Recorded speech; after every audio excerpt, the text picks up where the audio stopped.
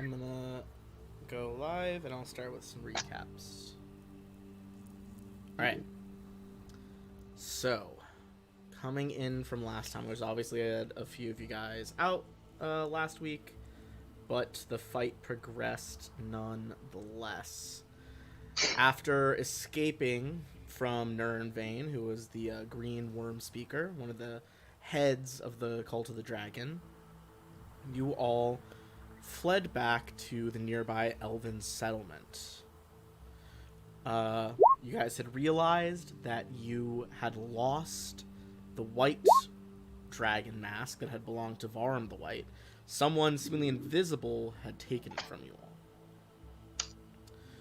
This led to considerable worry, but before anything could be done about it, you all were forced to mount a defense of the elven settlement.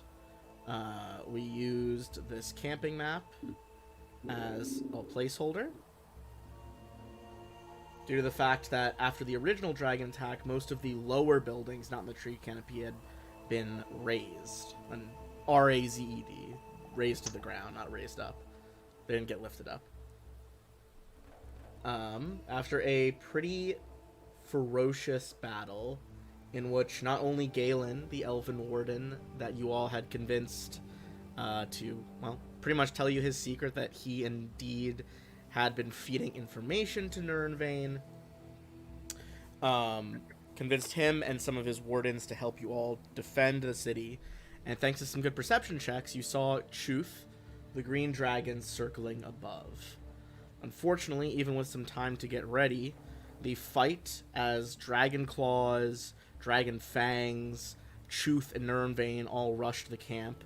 It was not enough to prevent all of the elf fighters being cut down, many elven civilians failing to make it out as well, and indeed, after falling from a mid-air spell casting, Sethra fell into the flames, and despite some attempts and some healing, did not rise again. Similarly, Tyrus, despite the protection of his turtle shell, well, it didn't stop him from getting a unfortunate nat 1 on a death saving throw after the dragon hit him point blank with a tail when he was already down. You all know that time is short and getting shorter by the week as events unfold. You decided to, as much as it might behoove you guys, to search the caves where Nirnvain was hiding, to mount up Tyrus and Sethra and return them to Waterdeep as quickly as possible. You all are pretty well off adventurers at this point, monetarily, not to mention spearheading the almost entire effort that the council is organizing against the dragons. Paladin, don't drink my water. You have water. I won't. Sorry, not you, Paladin. My cat. I know. He was like reaching a paw really slowly toward my mug. I was like, no, we don't need that. What if he just kind of blessed it, you know? I guess that's true. He could have been doing some sort of like benediction that I did not, that I was unaware of. That's right. Ungrateful. I know. I'm ungrateful to his ways. Rasper hopefully will be joining us later, but Rasper almost bit the dust as well, but managed to get back up and tied one of the bodies to the broom that he has, so that the horses and you guys could travel faster back to Waterdeep. So I'm returning us to the map of the Sword Coast. Have we had a long rest on the trip back? At this point, yes. We're going to say I rolled for it out of game. You guys are making it successfully to Waterdeep without any sort of interruptions. Have I had 10 minutes to resummon my horse? Yes. Very cool. I imagine you would have, like, directly after the fight. Some of them have been, yeah, exactly. I'm like be riding him probably onward. About a week or so, sorry. You guys go through the town of Daggerford. That is where one of your allies on the council is actually from. That's where Sir Isteval is from. But you make it back to Waterdeep. At this point, most of the City Watch and City Guard know who you all are, And indeed, as they see you approach, there are at first kind of like joyous faces that you've returned. Hopefully returned so that you can keep the inform the council of what you found. You guys also did decide to spare Nurnvain, and he is with you. Excellent. I believe you guys said you tied him up pretty strongly at the end there. As you guys enter Waterdeep, what is your first thought here? Well, you need to report to the council, right? Yeah, are you reporting to the council, or are you trying to go to the temple? We gotta revive these guys. I mean, I'm an acolyte. I have temple contacts. We could go to Temple of Torm, perhaps. For sure. There's a fairly sizable Temple of Torm in the city. Yeah. Maybe, send message. Is there somebody just, I can probably send message to Onthar to meet us there? To obviously Onthar? the book is. We'll say pay like a gold piece and you can send a runner to get cool, him I'll to do the that. Chambers. Wait, do I have any gold pieces left after my sword? Let me check. Yeah, I think you presumably have like one or two. I do, yes. I have 30 gold pieces left after my. I feel like I sold all my platinum. I just realized I sold all platinum, so. Yeah, I'd be surprised if you lost all your wealth. I did spend a lot on this one. You send a runner. Some citizens, some recognize that you guys are these adventuring heroes and kind of like show you some deference, get out of your way. Others, just going about their day in Waterdeep, don't even seem to really know who you all are, but are still giving you a bit of a wide berth due to the bodies you take with you. Without a spell like Gentle Repose, it really has come down to you guys wrapping them in blankets, bedrolls, whatever you have at hand to hide the beginnings of that decay. As you guys enter the Temple of Torm, you see some of the various priests you met when you last visited here, Darval. And one of them comes rushing up to you. Brother Darval, your armor's stained by battle. Are these your companions?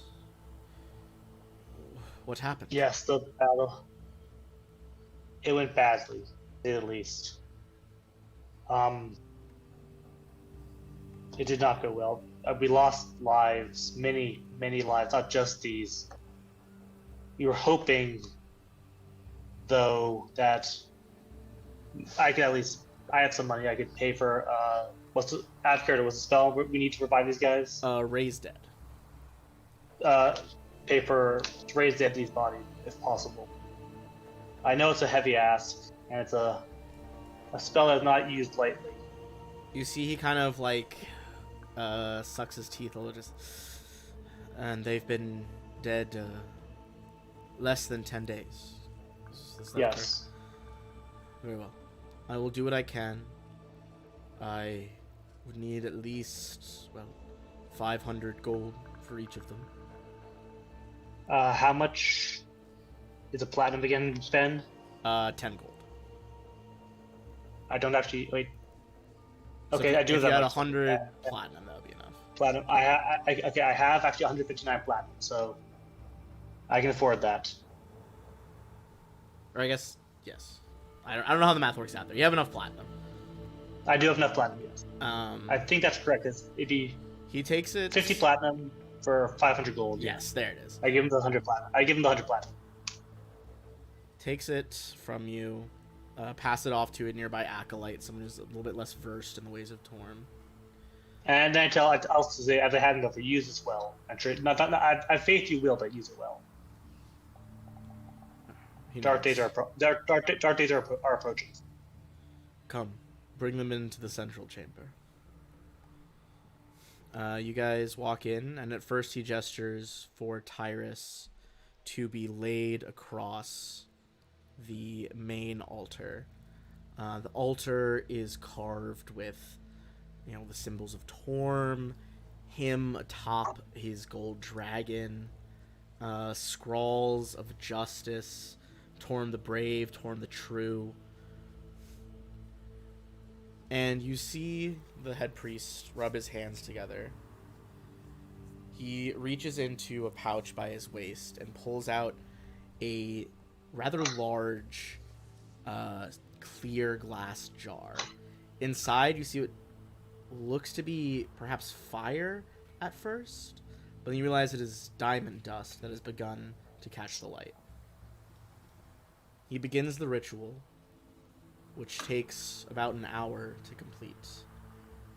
At first, he casts the proper amount of diamond dust over the body, and as you see, he puts his hand flat on Tyrus's chest. The hand begins to glow, as does his holy symbol for Torm around his neck. It's a small gauntlet, in his case, made out of white gold. The diamond dust begins to circle the body and eddies and flows almost like a current. And as he is doing that, you guys, have an hour to wait here. We're going to go over to Darval's perspective. Darval, do you think you are looking anywhere else, or are you rather riveted to this? Right now, I'm pretty rather riveted right now. Okay.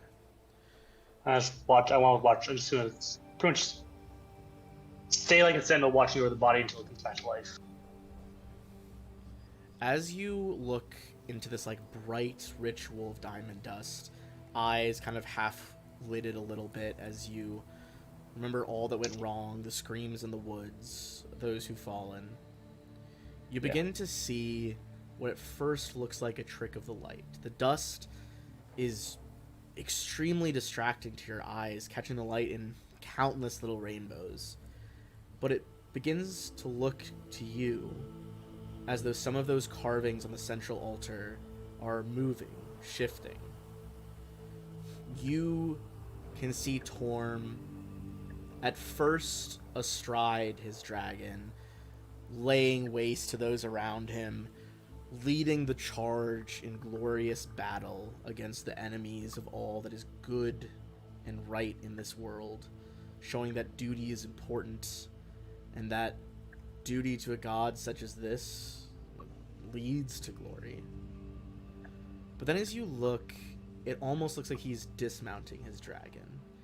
And you begin to look at some of the perhaps lesser featured parts of this altar. It's not him on the dragon.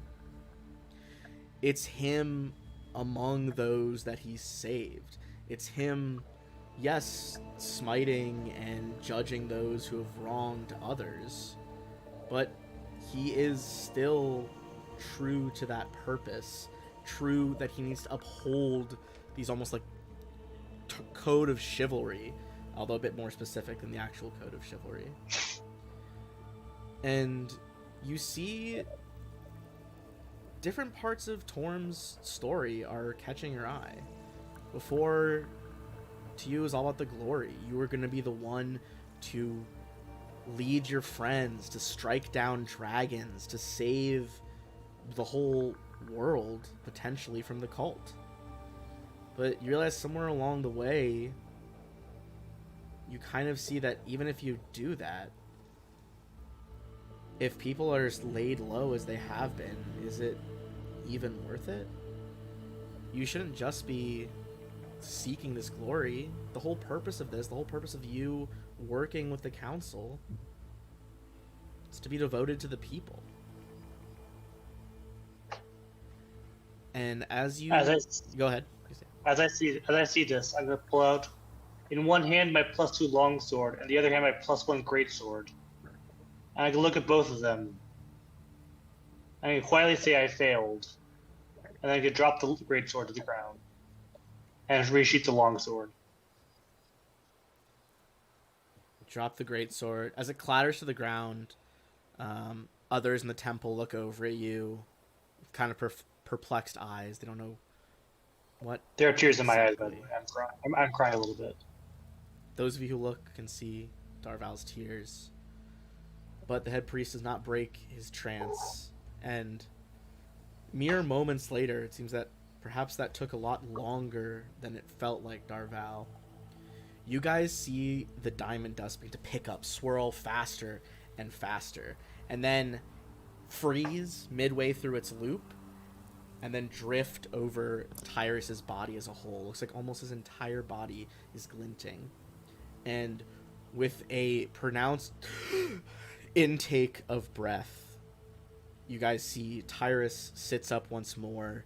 The wounds that he sustained, the broken bones from the tail, burns of acid have faded away.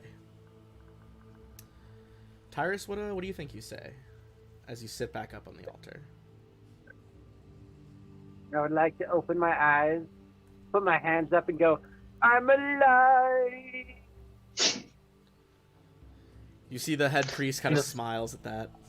In the first time since the dragon fight, Darval smiles. Oh, yeah. Even as he smiles, you see he does look like he is a little bit more gaunt. The priest is clearly taking a lot of energy out of him. He says, if you would make way for the next one, I would see this done. I'll hop down. Sorry, you first. I'll hop down and just thank everybody for dragging my corpse and reviving me. It's good to have you back.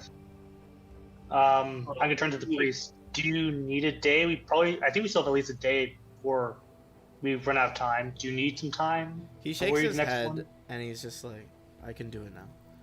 But as you see, he has some of the acolytes take Sethra's body. She is laying on the altar. You see him take a deep breath, and his hand begins to glow. He puts it over her forehead. His white gold amulet begins to glow as well. But as he throws the diamond dust, you guys don't see that it starts to loop. It just merely falls to the altar. And whereas the other one seemed to form a perfect humanoid-shaped cloud to settle upon Tyrus, this just looks as if he threw a bit of sand. It all follows the line with which his hand cast it. And you see him frown, turn his head to you all, and shake it. I am sorry. The spell... Well, sometimes it might not work. If the soul that we reach for is either withheld to us from the gods or has made peace with that journey into the outer sphere, then they will stay there as they are. Perhaps as a petitioner soul, perhaps as reborn as an extraplanar outsider. But alas, I'm sorry, she will not rejoin us on the material. I see. Thank you for trying. Bows And then I pat Tyrus on the back and thank you for getting this guy back to us. Truly, it was my pleasure.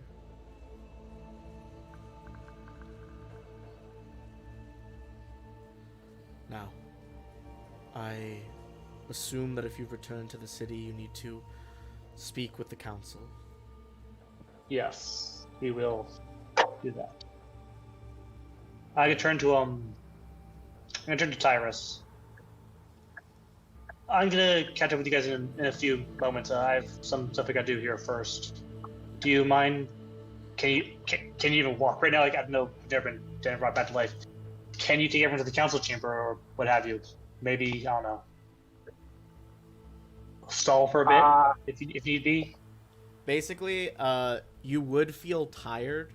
The mechanical difference is once you've come back from the dead, you're taking a -4 to attack rolls, saving throws, and ability checks. Every time you finish a long rest, that'll be reduced by 1. As your soul, like, reacclimates to the physical. Wow. Yeah. All right. I'll help him out. Words that relate No worries. that. Maybe Tara should take the lead on this one, actually. I should what? Take the lead on it, just stalling for a little bit of time until I get to the chamber. That's some stuff I got to take care of here at the temple first. Yeah, we can do that. All right. Cool. You guys begin to head back to the council in the central palace of the city. Darval, what are you doing at the temple? After everyone leaves, I'm going to go to the altar where I drop my great sword and kneel down in front of it. And I can say, I failed. All this time I've been trying to be a hero. I've been told since I was born I was destined for greatness, but I realize now being a hero isn't about the glory. It's not about being the one to vanquish dragons or rescuing people from the burning tower. It's about the people in the burning tower keeping on living. And I look up at the statue, and I say, I give you this sword, for I no longer have need of it. And I forsake my oath of devotion, oath of glory, and in your name, Torm, swear an oath of devotion. To end the threat of the dragons, not because it will bring me glory, but because it must be done. You don't hear anything so specific as a voice telling you that what you've done is the correct path, that you are doing what needs to be done. But you feel, even as you kneel, the leather and straps of the gauntlets of your armor slightly tighten. And as you flex them, you realize that you only really tighten them like this when you're getting ready for a fight. It seems in some I smile way, a bit. yeah, in some way Torm has heard you. I Alright. smile a bit and then stand up and head out towards the council chambers, leaving the great door behind me. Alright. As you leave the great sword behind you, the head priest takes it away to the temple armory, and we'll go back over to our other friends as you arrive to the council chambers. You all are met outside. It seems that a rather flustered Onthar Froom meets the rest of you outside and says, apologies, I did not mean to delay in meeting you all at the temple, but events are moving apace. Perhaps the Lord of... Look, we have had a rather unlikely ambassador. This next council, if our divinations are to be believed, it will change things. As he begins to beckon you all into the council chambers, you see there's a lot of muttering from the main table where all the big representatives are, like Lord Neverember, Marshal Ravengard, Lady Silverhand, who at the moment is still at the head table. She was the one that was one of the 7 stars. Those immortal casters that they are. And you see standing before them is a very strange looking human. She, by all accounts, should be unremarkable. She's skinny, regular brown hair, very like simple peasant garb, and yet there is this unearthly radiance around her and almost a sense of an inability to look away from her. As the council... Go ahead. This isn't like a charm effect, is it? Mm-mm. Okay, cool. That's all. As you always wait for Darval to rejoin you, Onthar and Leosin of the Harpers both come to speak with you. That, she says she is Elia, and that she has come on the request of a council, not our council, mind you.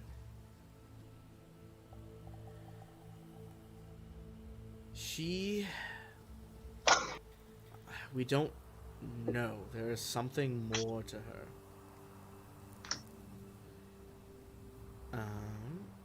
And if our divinations are to be believed, she is not only not human, she's something else. Perhaps polymorphed or disguised as this woman.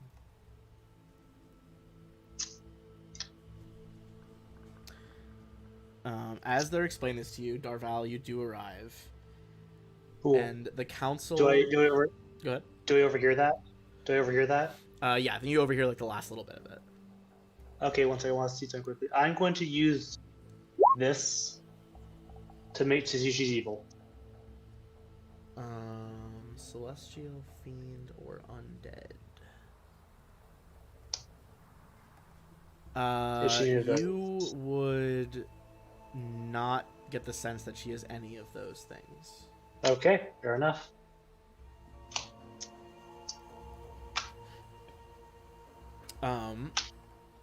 As the council is called to order, Lady Silverhand, everyone settle down. I know things are...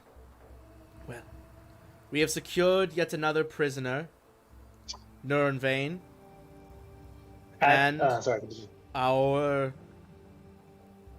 questioners have been working hard with Varum the White. We will get the answers we seek. But... Sorry, but I have another question. Yes. Sorry. Can I roll an insight check on the Elven King when the fact that we had Nurenvain is mentioned? See what he thinks about that? Say that one more time? Can I roll insight when Nurenvain mentioned that we captured him? I want to roll insight on King Melandrak, the Elf King. Yeah, go ahead. Give me an insight check. Let's see how he's reacting to this news.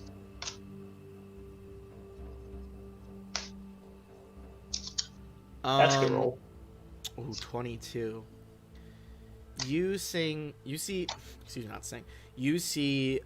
Melandrake, leader of the Elven faction here. He's trying to do that, like, quiet, arrogant outward appearance that many elves affect, so that others will see them as these unearthly beings. I think you see a bit through that and see that there is an undercurrent of anger, possibly resentment, but perhaps also a little bit of relief. He has certainly been affected by what's been going on. Okay. And as you do that, she calls everyone to order again. First of all, we will go to Nurenvain. Nurenvain has been taken alive, and as we should, I believe, address the elephant in the room, Nurenvain is of royal blood. King Melandrake, anything to add? He stands, brushes off his robes. No, I have very little to add. I offer my gratitude that our party of dragon slayers has returned with my wayward son. He had previously been banished from our realms, and it would seem that I was at least a little too hasty in my judgment of them. They did not strike without mercy, and it has become quite clear that even in the realms of my people, this war is not one that can be sat out of. I will endeavor to no longer be a roadblock to these negotiations, lest they become too troublesome for the rest of the elves. He takes a seat. May I say something then? Yeah, I think you like, raise your hand, gesture. Lady Silverhand extends her palm to you like, yes, go ahead. You all have earned the right to First, speak. to the king, I would like to say thank you for your generosity in this trying time. As he is your son, how would you feel we should proceed with justice for him? I defer to your judgment in this case. We will get what information we can out of him. Master Throom, you may aid in that, and when all is said and done, I will bring him back with me for judgment in our courts. Until then, throw him in whatever deepest dungeon you have in this castle. His lip kind of It shall be curls done. in disgust. It shall be done. And I sit down. Very well. That brings us to our next order of business. We have a newcomer to us. I believe you will speak for yourself, but this is Ambassador Elia. You see Elia step forward. Again, this like radiating presence, almost as she gets closer to the front of the room where you guys are seated almost right behind that lead seat where Lady Silverhand is. Begin to have a bit of like a problem breathing as you feel just overwhelming power emanating from this small woman. Thank you, Councilwoman. Leader. I would speak not only with all of you, but I would like to speak almost directly towards those who have been spearheading this. She locks eyes with all of you guys. Everyone give me a perception check.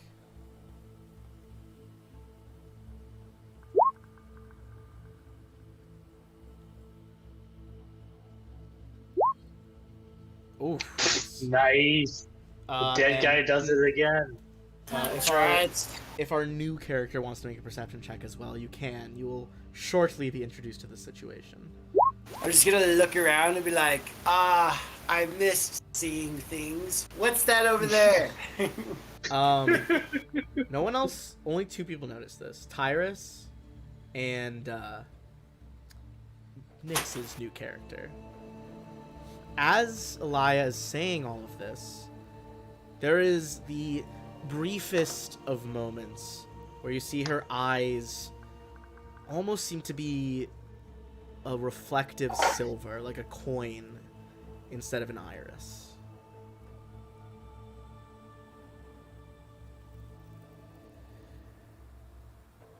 Now then,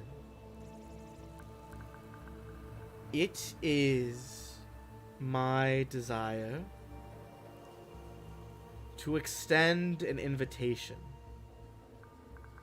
You will need to elect ambassadors, perhaps some from all of your humanoid factions along the Sword Coast.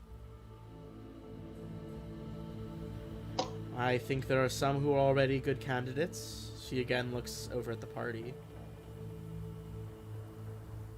Now, you all have drawn a rather staunch line in the sand about all things draconic. Not everyone wishes to see the evil queen, the five-headed dragon, return to power. In fact, myself and the council, myself and the council would like to oppose this more directly. I quietly whisper, I just want to see her. As you whisper that, you see she glances over at you. Perhaps it would be more, obvious and more convincing if you could see an aspect of what I mean. You see she closes her eyes, and a bright, almost spectral silver light begins to ripple out from her in these bright spikes, almost like flame. And even as you watch, at first concerned that, is this a magical fire? Should we feel the heat? You see that the spikes of the flame stop to flicker. They begin to stop in certain peaks and dips, lengthening towards the front of the table, extending back toward the end of these chambers, until what you see is a truly gargantuan, silvered outline of a dragon. Now, you all have fought large-sized dragons, huge-sized dragons. For something to grow to this immense size, it would surely have to be a very, very old beast indeed. Let it be known that the invitation is extended. The council will meet in the Nether Mountains. In 2 days' time, I will be departing the city. Not as the form you see when I first walked in, but as my true self. Whoever your ambassadors may be, I will grant them a boon. I will carry them upon my own wing, so that we may leave more directly for the business at hand.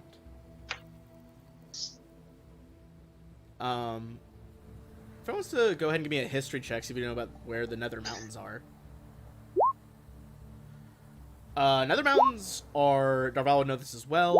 This is a mountain range like 800, or maybe closer to 700 miles away from you guys. It would take you a long time to get there if you didn't fly in someone's back. I'm gonna ask, are you gonna fly us back as well?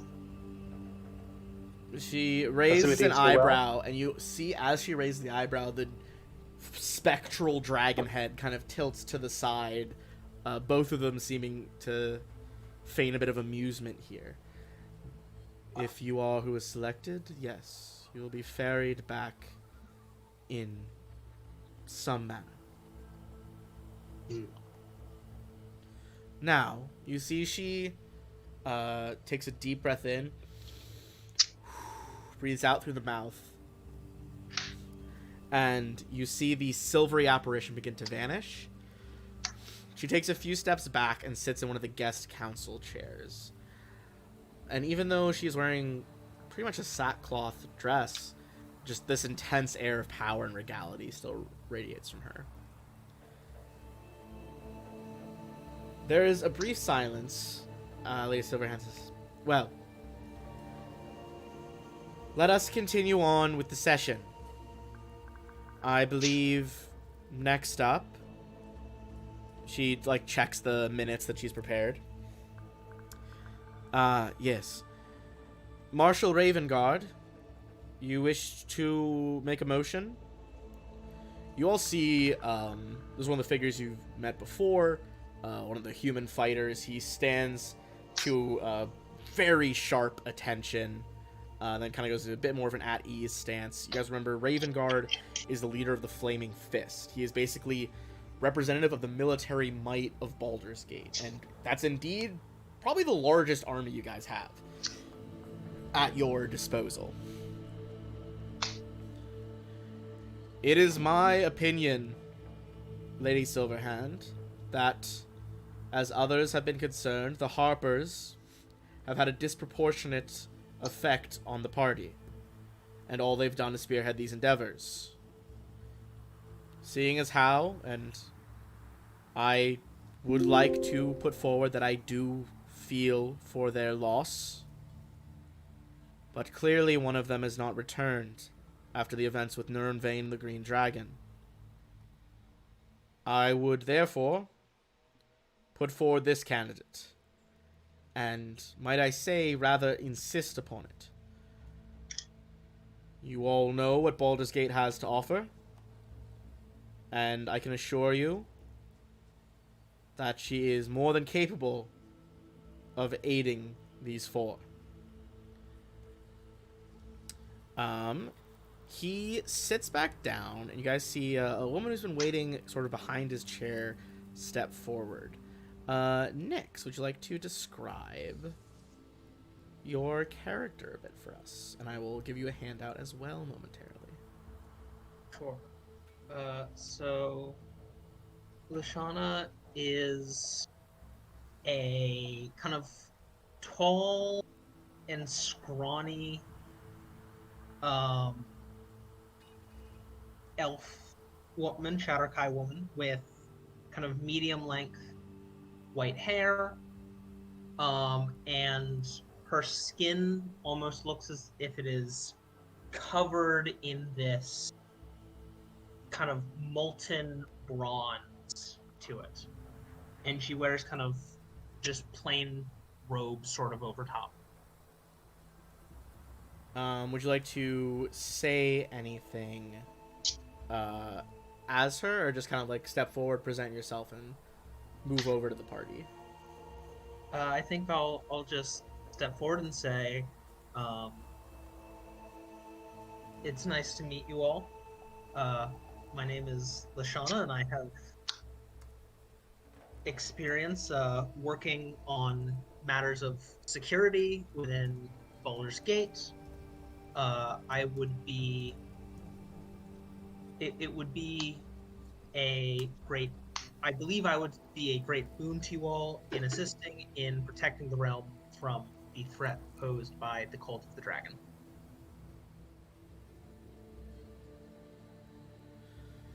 You Lady Silverhand and indeed Sir Istvan and a lot of the others nod, something acquiescing to this. Does anyone in the party say anything in response to this? I nod as well. That's for you guys. I follow Darval's lead. I trust him. He literally brought me back. That is fair.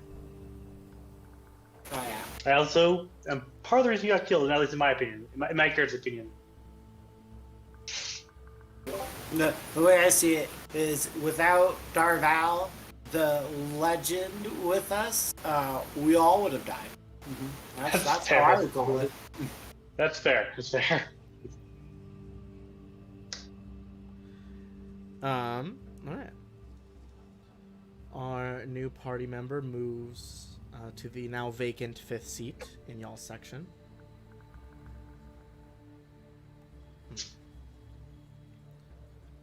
Very well. It seems this is the most pressing matter. You all, if there are no objections, says Lady Silverhand, we would elect you 5 to go with Elia. You see Elia kind of inclines her head, even though it seems pretty obvious it's probably not her real name. Oh, Elia's a dragon. Yes, that was one of those that was just talking. Gotcha.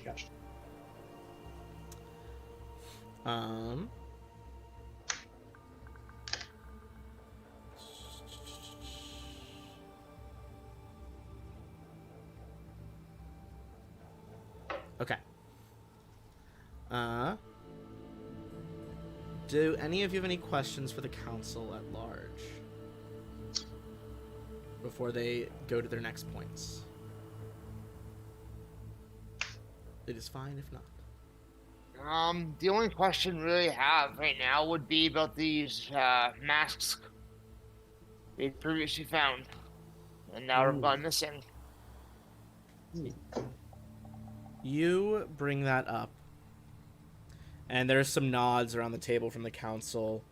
Ramalia Haventree, the Harper representative, who is Leosin's boss, basically. She steps, she's like, that's right. There are now 3 masks unaccounted for, even though their bearers have been killed or indisposed. There was the Black Dragon mask that was not secured in the events at the Flying Keep of the Giants. You had the white one that has now gone missing. And indeed, it seemed as though this Nurenvain did not even have his green one on him. It has been discussed among many of us that there is perhaps some sort of sympathetic magic at work. There are artifacts, one-of-a-kind magic items, that can work in resonance with each other. When their effects are combined, they, to put it simply, are greater than the sum of their parts. What they will be doing with it, we do not yet know. But we will dedicate a significant amount of time to discovering what magic might be done with them. Everyone give me a insight check. Just around the council.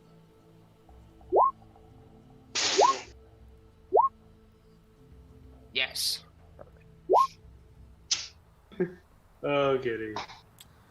You guys are certainly falling prey to the, like, political masks these people are wearing and do not see the inner workings of their plans. They're politicians. Why would they plan anything terrible? Of course, especially when, you know, facing such a deadly threat. Why would anyone take advantage of such a thing? They would definitely always take the right course of action in this case. It's literally what they're paid for.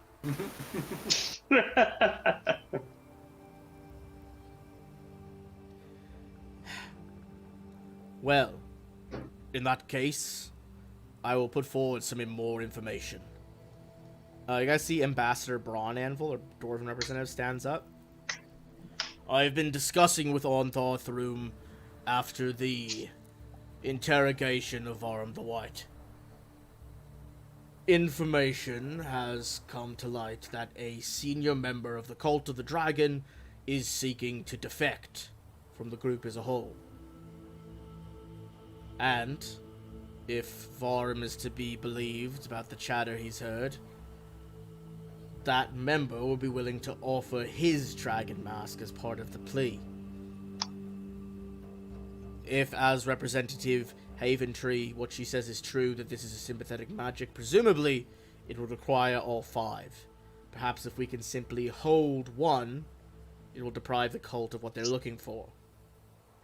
Now, It'll also make Waterdeep a bigger target, or wherever we hold the mask, a bigger target. That may be, but at least in Waterdeep, with the forces that are encircled here, we should be relatively secure.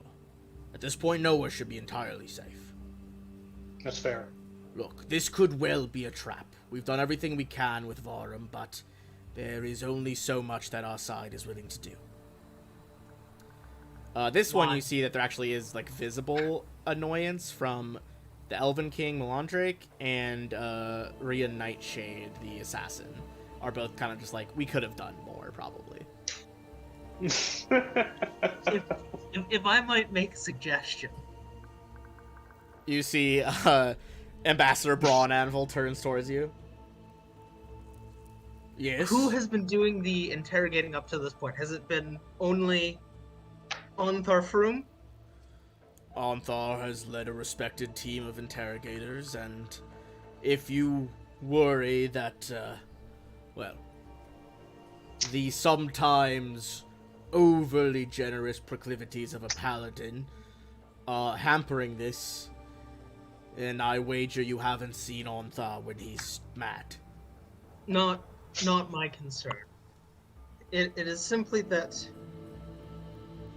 I believe that different people go about extracting information in different ways, and perhaps one person's might be more effective than another. Perhaps as Ontharr begins his interrogation of Nurenvain, we could pass off Varum to either King Melandrake or Lady Nightshade. Give me a persuasion check, Lashana. Is it Lashana or just Lashana, right? Lashana. Okay, cool. Just making sure. Okay, I'm not very good at this, so we'll see how this goes. We love a bold start on a skill you're not good at. You see Shaw's like, perhaps, but that will be decided later. Now, Very I well. think that this well could be a trap, and I'm sure you fellow delegates would think so as well. But frankly, I think it might be worth the risk.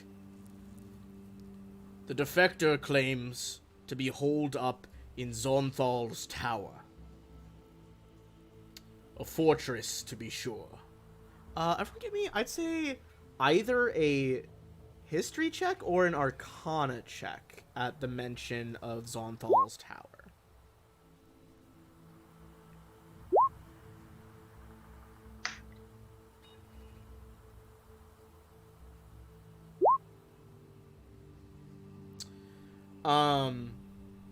It doesn't immediately spark any recognition for Darval and Terra. Lashana, this tower is somewhat legendary among wizards and tail spinners of Faerun. It has extremely unusual magical defenses, not a small part of which is a magical hedge maze that surrounds the tower. The place was initially built by a wizard, Zonthal, as you might imagine. Zonthal was an extraordinary figure. Did we need an Arcana check? Sorry. Yeah, you can do Arcana check too. See if you recognize as much as Lashana's learning. I did Arcana check. Or history would be better, probably.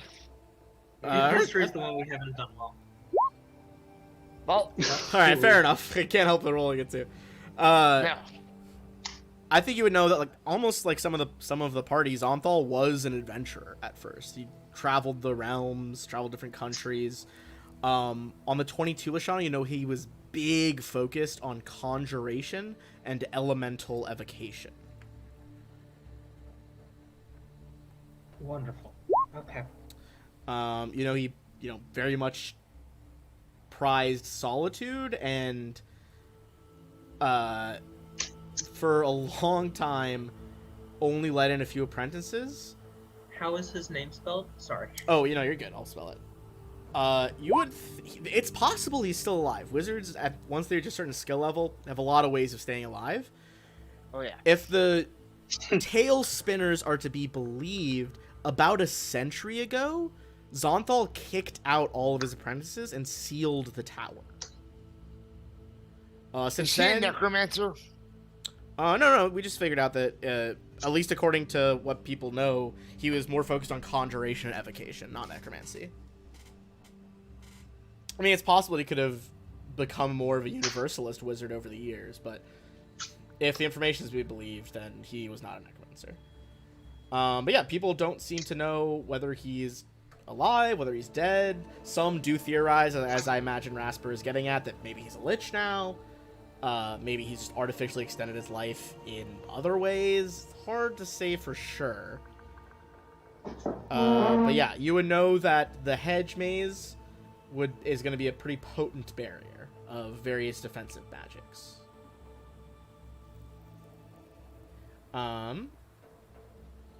With that as well,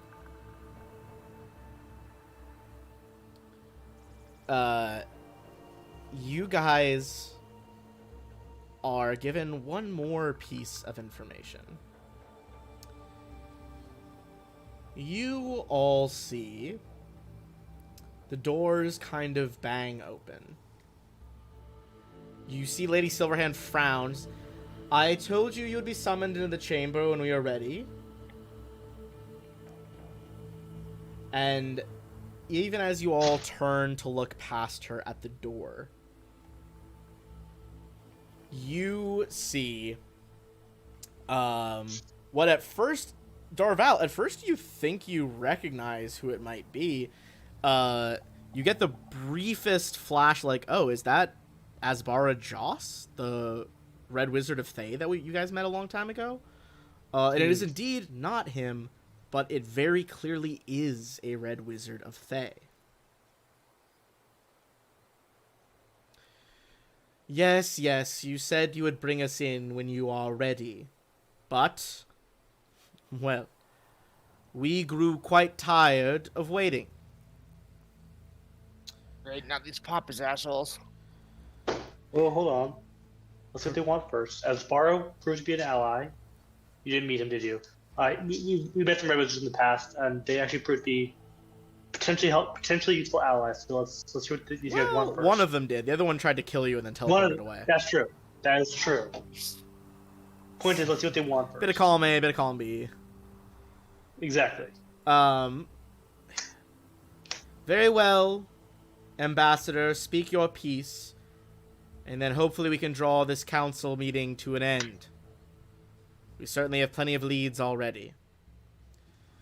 Yes, I'm sure your council remains quite efficient.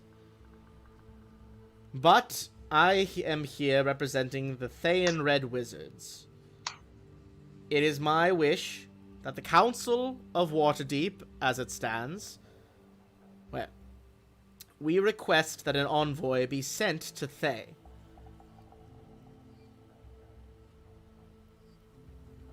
It is our belief that if negotiations go well, then perhaps our most esteemed mages could aid Faerun at large and protect the Sword Coast for the common good.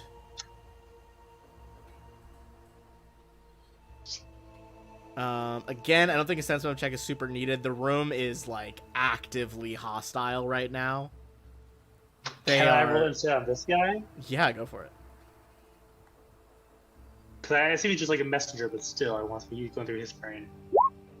Nope.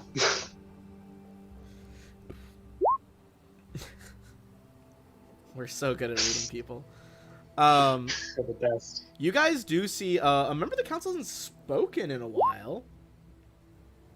You guys see Tarn Hornblade stand up. This was like that old wizard who's lived for a very long time but isn't a witch, or isn't a lich, not a witch.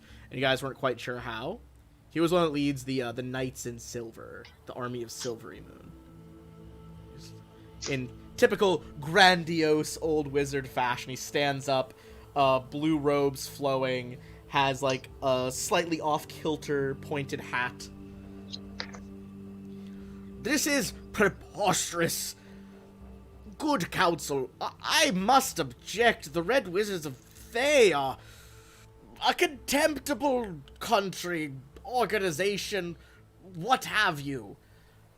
They are necromantic fanatics. They wish to create a world perhaps even worse than what will be ruled over by Tiamat.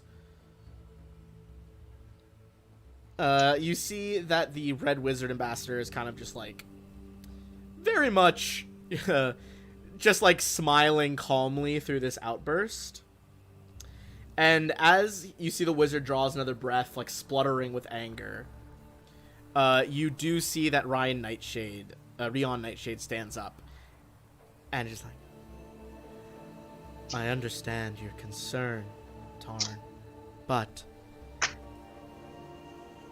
the enemy of my enemy is my friend. As tired of saying as that is, I don't think we can afford to ignore it when the dragons have so much already. We will figure something out. Multiple Red Wizards have been seen working with the cult. You see the ambassador waves his hand very, very dismissively at your statement. It's just like, free thinkers, radicals, I assure you, they are not at all affiliated with our government.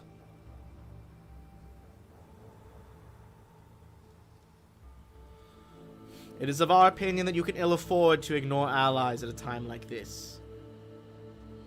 But we will let you confer. Just know that the longer it takes, the closer the enemy gets to our gates. Both literal and metaphorical. Afford to not have allies in this endeavor. He kind of casts his eyes over you. See a brief flare of like, almost like balefire, green energy in his irises. He's like, your new member, she makes quite a good point. But I assure you that we Thayans are nothing if not resilient. I hope to see some of you in Tiamat. As he swirls his red cape behind him and begins to walk for the door.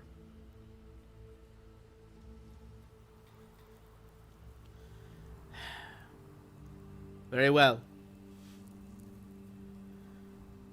She turns to you all. She's like, heroes of the Giant's Castle, Slayer of Dragons. There are many things that appear needing to be done.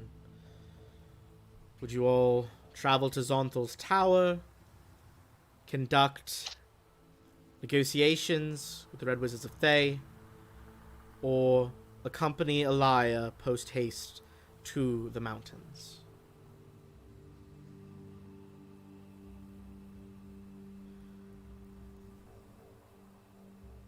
What will you all do first? We shall plan our defenses around that.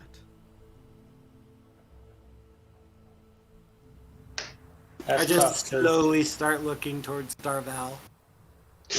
We might need some time to come up with a game plan before we give a final decision. It's not something we can take lightly. it's true.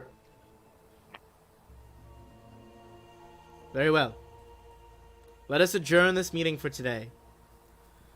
Once you all have made your decision, confer with myself or one of the others on the council, and we will disseminate the information. This meeting is adjourned.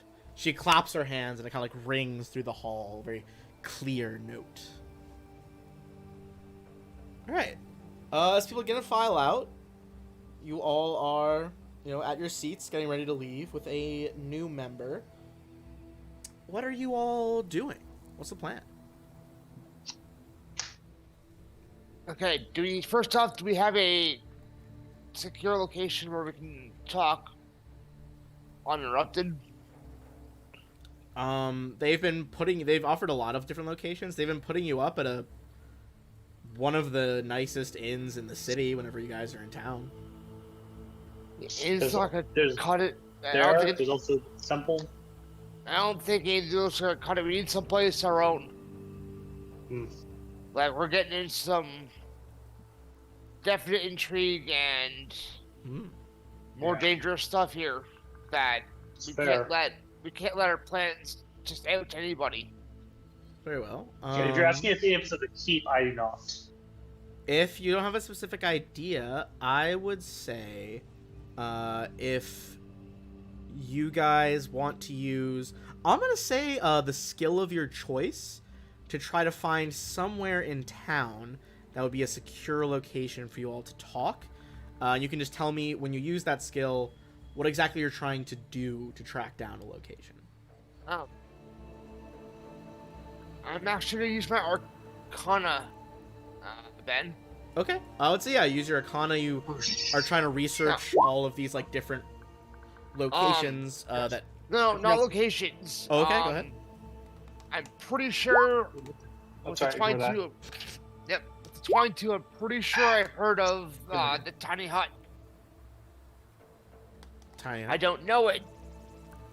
Oh yeah, I would say you certainly know what that spell is. That's very with a 22. You would definitely uncover that information.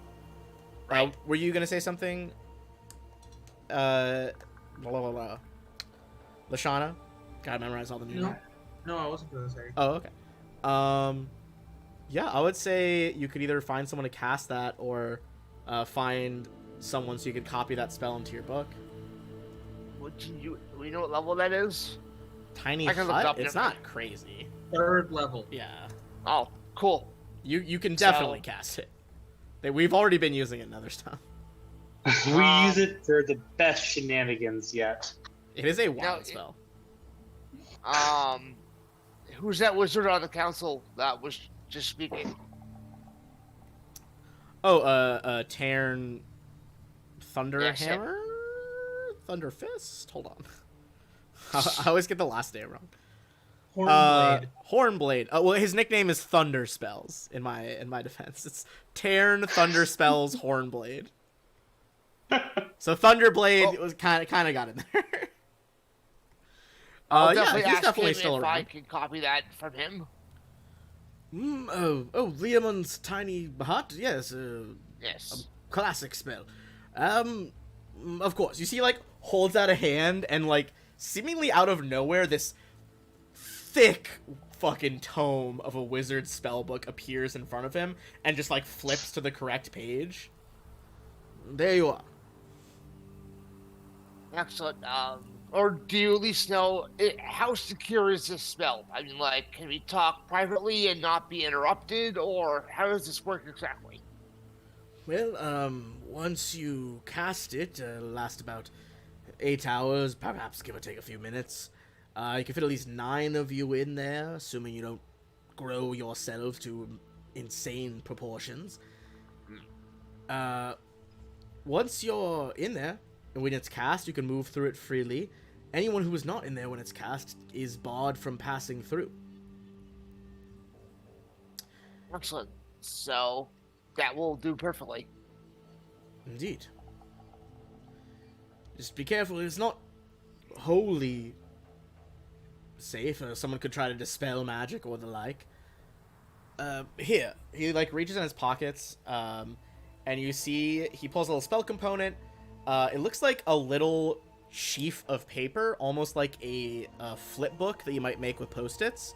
He runs his thumb down it, and as it ripples through the paper, you see a copy of the spell that you want floats up in an additional paper, and he, like, floats over to your hands. Like, it'll take about 6 hours to copy the spell. I made you a copy. This way I don't have to sit next to you for 6 hours. No offense. No, that's perfect. Thank you so much. Of course. Oh, and do I have any spares? You see, like, kind of like Pat's way too many pockets, like around his robes. But he pulls out a small crystal bead. He's like, "Here, this is a material component for the spell." Excellent. Thank you.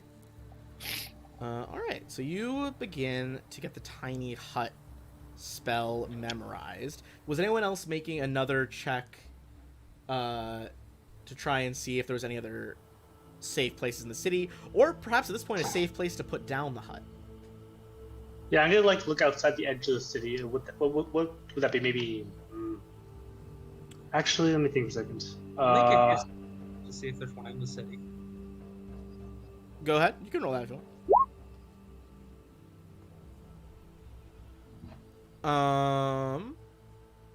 I would say. Let's make a fun location. I think you would know, Lashana, that despite its impressive harbor and docks, there are some ships at Waterdeep that have been there for a very long time. They're historic vessels that maybe they didn't pay their berthing dues a long time ago, or for whatever reason they're just floating kind of useless ships. Go on one of those. No one really owns them anymore. Yeah. Sketchy ships. Great place to sneak away, sneak into a place, sneak out of a place. It's the way to go.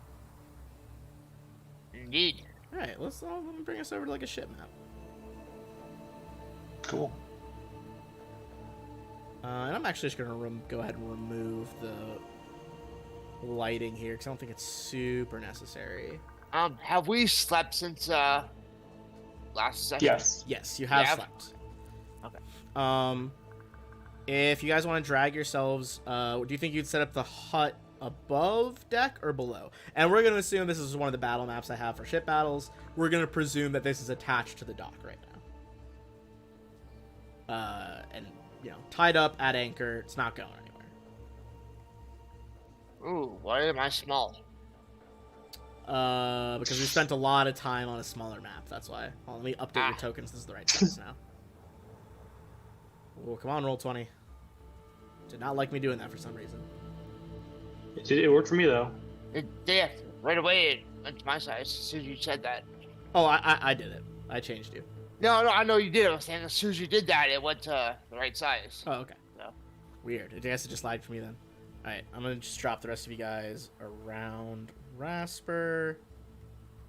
Lashana, I'm gonna have to, since this is your first time with a token. Whoa, roll 20. What the fuck? Sorry, roll 20 is really going slow for me right now for some reason. Is that Lynn Erickson? It is. Excellent. Is indeed. Alright, well, I am dragging people out. They are just not appearing. I see Darval, Rasper, Tyrus, and Terra. Oh, and just I see none of you. Well, I see 2 of you. I'm just gonna refresh really quick. Let's see. Yeah, that's what I had to do.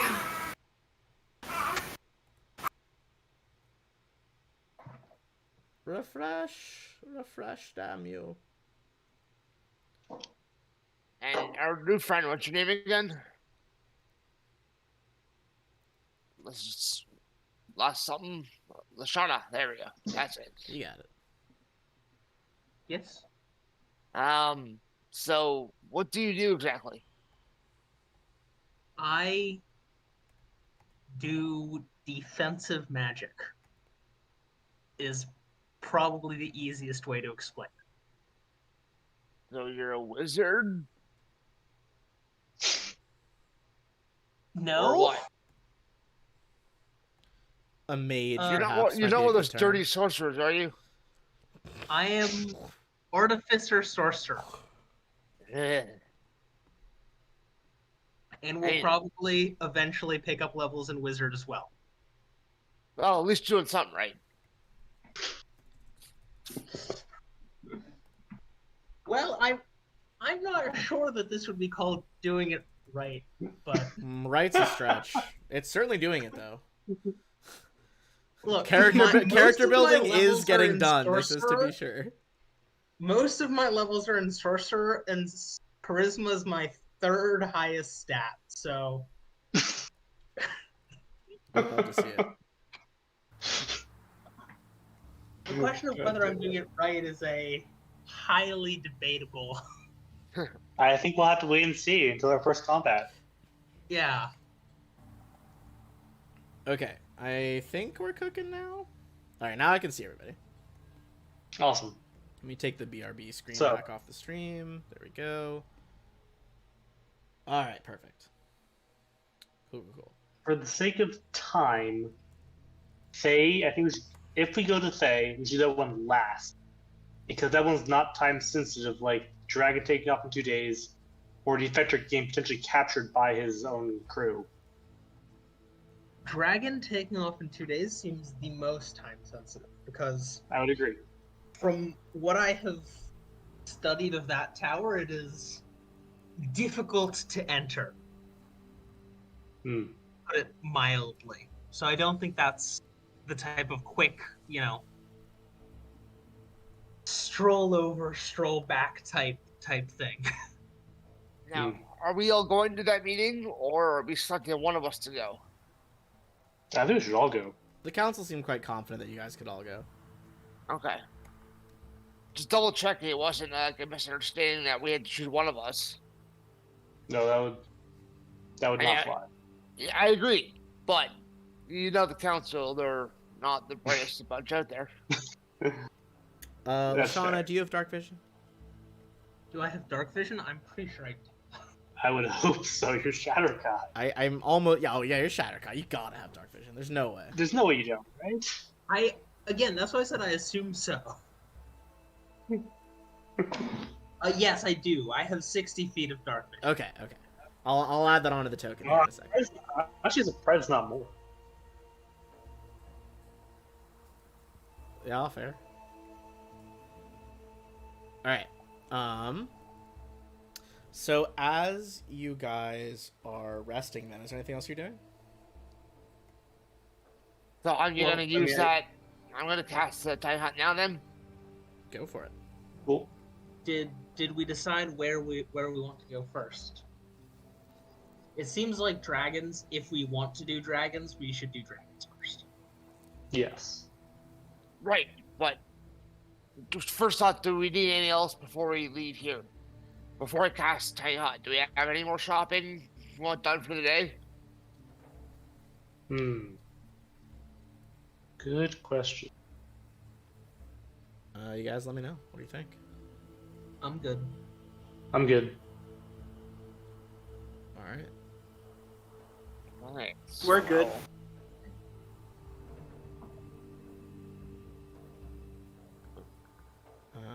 Alright. Cast that then. Excellent.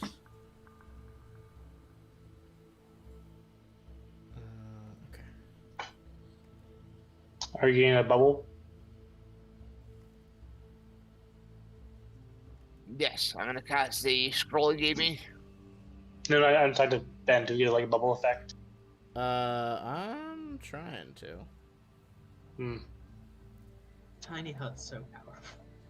So I still remember it in the swamp. oh my gosh, It that was is wild. crazy You remember that? powerful. That was wild. We just shot through it. Through the hut. It was Yeah, amazing. pretty ridiculous. They couldn't get to us, and we just sniped everyone around us. Yeah. All right. So it turns out, having spells not being able to go through is kind of irrelevant when you've got arrows. This is the case. All right. I think what we're gonna do, because we'll take a quick bathroom break while we decide for that, because my computer, I think, needs a fix real quick. Talk to you in a minute, guys. All right, let's go take our bathroom break, and we'll be back in a little bit.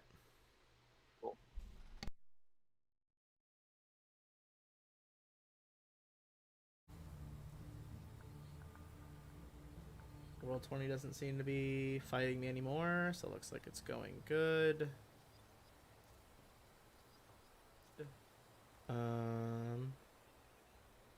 Looks like the stream's working. Okay. I think we're good. It might have been more my connection than anything. I'm kind of unclear. All right, cool. So we had our break. We are back into it. You guys are not interrupted, so you can sleep the night, which means that Tyrus, your negatives are now only -3 instead of -4.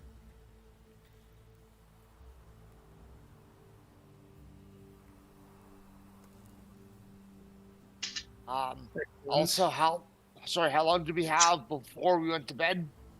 You guys still would have had like a decent chunk of the day. Is there something you want to do around the city? No, I had 6 hours to copy the spell into my spell book. Oh yeah, you would have had 6 hours before it was even nighttime. Cool. Just one double check. I'll get a actual effect now that we're loaded. Yeah, go ahead, Lashana. Would it have been possible to like buy a book or two that I could read on either the tower in specific or the country of Thay, just to kind of get a better sense for when we do go to either of those? It's not a bad idea, actually. Sure, I would say, what check to find a nice thing in the city? I'd say just a perception check or an investigation check, actually, either one. See if you can find the right kind of books. Oh, jeez. Okay. Dealer's choice. Damn. All right. I'll say, yeah, you find a surprisingly well written account on the history of Thay, as damn, fucking nat 20 on that one. As well as the Wither Zonthal and like his tower. Okay. And so, just during time that I have, because I trance and I don't sleep, Yeah. during the extra 4 hours, if I could just work on reading through those over time. I will say one of my friends messaged me during the break. It was saying, I was like, oh man, Artificer Sorcerer, you're basically the Adeptus Mechanicus from Warhammer, who are like tech priests. God. I love the Mechanicus. They're so crazy. Where's the chaos version? Come on. Dude, it's rumors. If I think I would bet money that the next new army they release is gonna be. If I come back, maybe. I swore off chaos a while ago, so. Oh, Imperium all the way, baby. You'll get that chaos shit out of here. All right. Again. Let's start with Thay. So, broad strokes of Thay. This very like it's called a magocracy, which is one of my favorite fantasy terms. It's a country run by mages, run by those who have What? magic. A magocracy. They're run by what though? I didn't hear the last part. Oh, mages, magic users. Okay. That's cool. And magocracies can be more democratic. They can be more fascist. It really kind of depends. But it's ruled by these red wizards. By and large, all necromancers. They are extremely big on kind of making this undead paradise of a world. So yeah, most people are most certainly their enemies. They very much don't really have any allies outside of their borders, but you would know that at least they are what they say they are in terms they are very powerful wizards. And They zombies. have 3. What's that? And zombies. Yeah. Oh, they also got There are a lot of zombies there, right? Yeah, they do. They have 3 big laws, that are like, in addition to the Thay borders, can extend to other places. So there's the law of sovereignty. Any enclave of theirs located outside of Thay is considered Thay in soil and subject to Thay's laws and regulations. The law of trade basically makes really bad trade deals for everyone else. Makes trades go in their favor. And then normally there's like this law of crafting where they whenever they craft stuff, they don't actually sell it to anyone else really. So this offer of like support and ally to the council is like a little unusual for their normal. What's that last law called? It's the law of crafting. There's the law of sovereignty, law of trade, and the law of crafting. So would it be fair to say they need stuff from our side? Besides allies. I think you would think they need manpower, basically. Like, they're super powerful, and he was kind of talking a big game, but I think on this Nat 20 book you found, it's like, yeah, they're strong wizards, but just Thay against the dragons and, like, Tiamat coming back, like, they're not gonna do shit. No, but I meant, like, are they lacking supplies in what they would have? Sometimes yes. They're pretty unscrupulous in how they secure supplies. Like, a lot of times they'll like steal but say it's not stealing, or like have stuff that's in their, Thayan soil outside of the country. It's like, oh, it's on our country's property, so it's all ours now. Okay, Yeah, cool. that kind of thing. And then Zonthal, going back over to the wizard. Well, it probably makes more sense to do this one on a different night, because I'm not sure I'd have time to read through 2 books. I guess that's true, yeah. It's a lot of history. We'll say you did largely Thay stuff. Yeah. And I can read through the Zonthal book another night.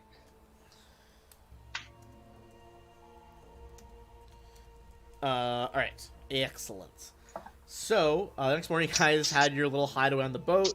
Between that and the little mage hut. Previously when we were using it, we had like a little dark swirl of energy representing the hut.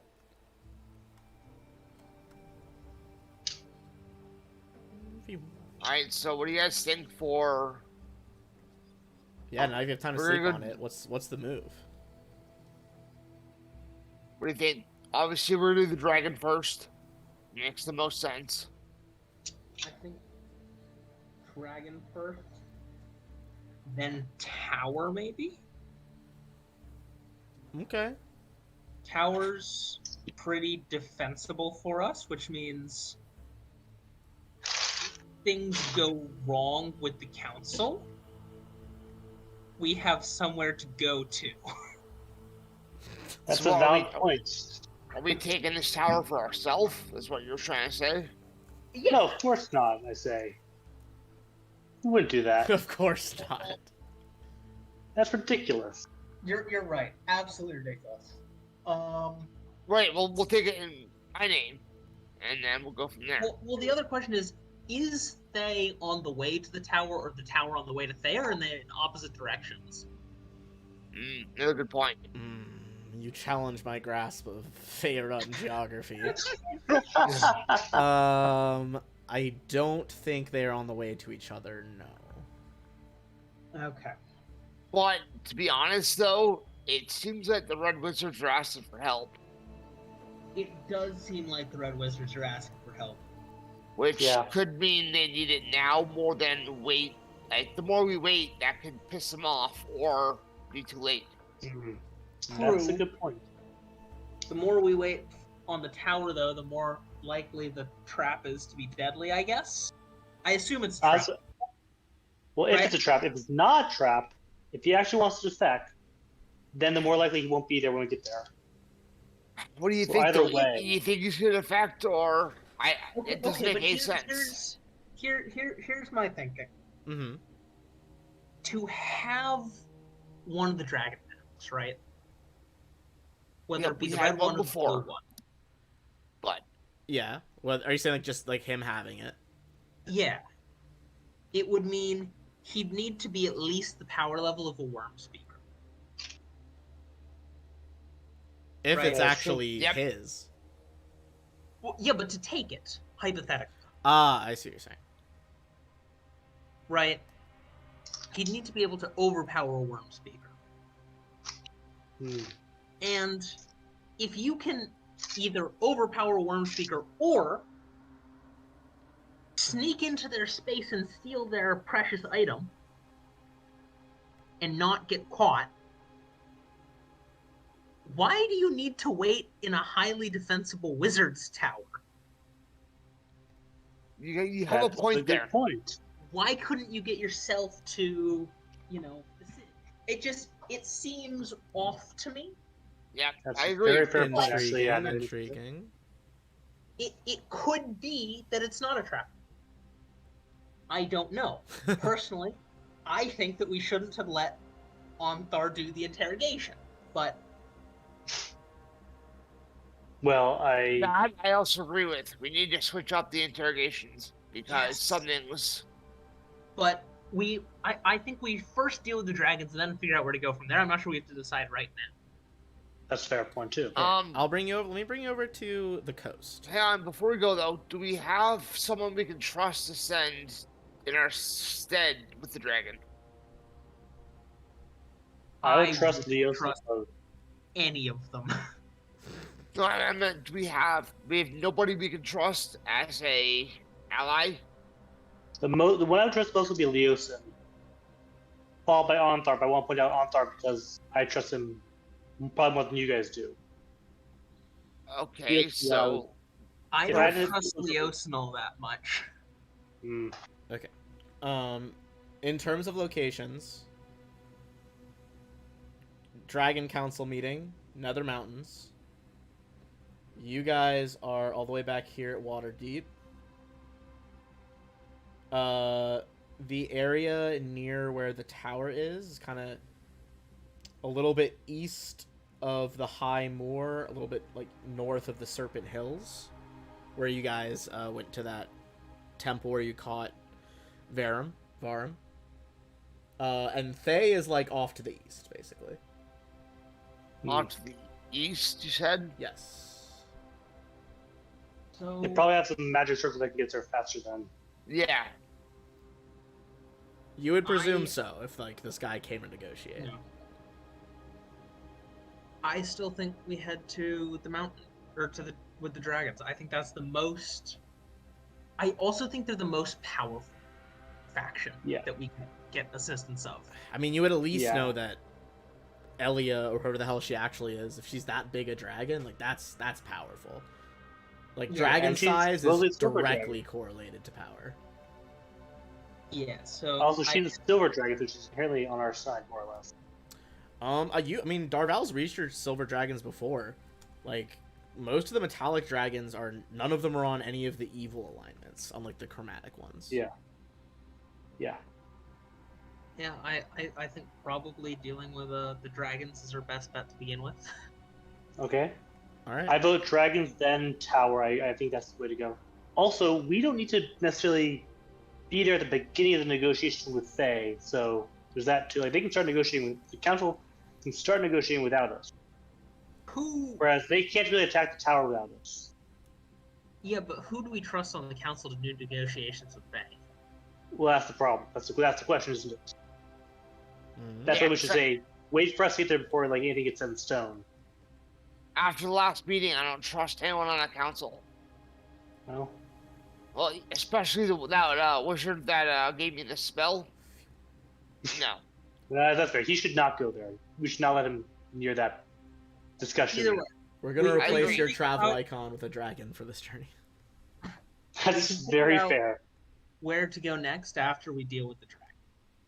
Yeah. Well, we're right close to the Fae, so let's go there. I mean, where? she's gonna send us back to where we asked, right? To the dragon. Oh, Go well- with the dragons, well- and she'll send you back. Is what I mean. Again, we can cross this bridge when we come to it. Yeah. No reason Yeah. to set in stone a plan that might change depending on what the dragons say. Good point. Yes. Yeah, sure. All right. In that case, the next morning, you guys would be able to meet with Elia over the palace.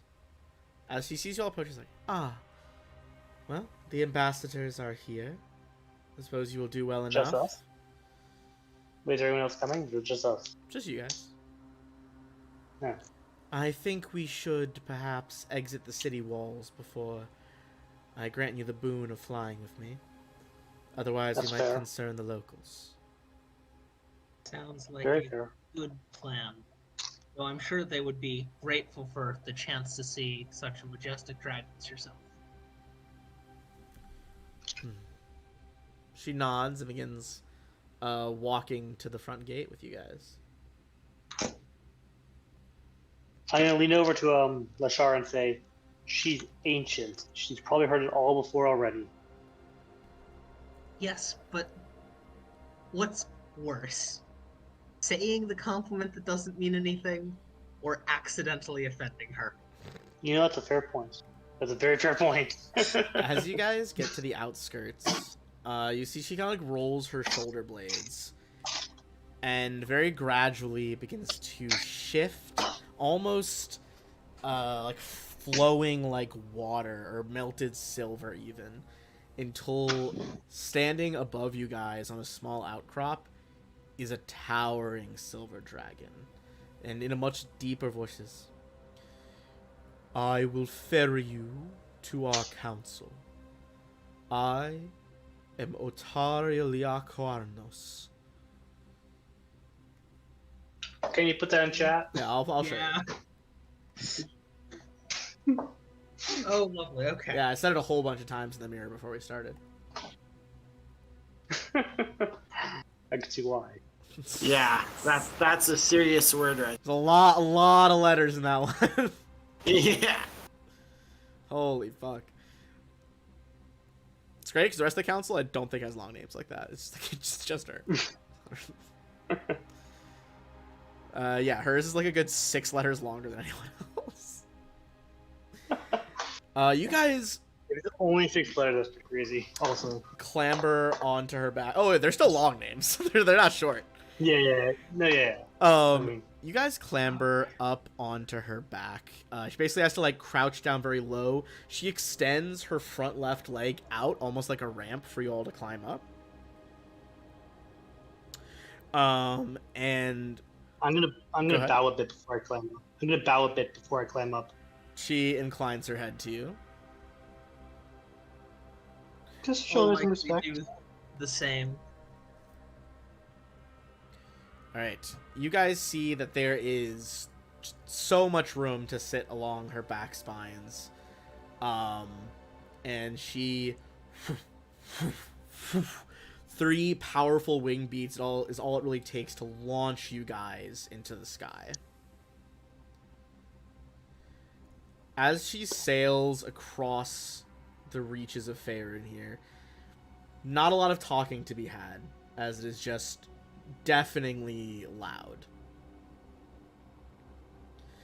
As the wind roars through your ears, you eventually make your way from Waterdeep to the Nether Mountains. You see up ahead there is a nearby plateau which she begins to circle.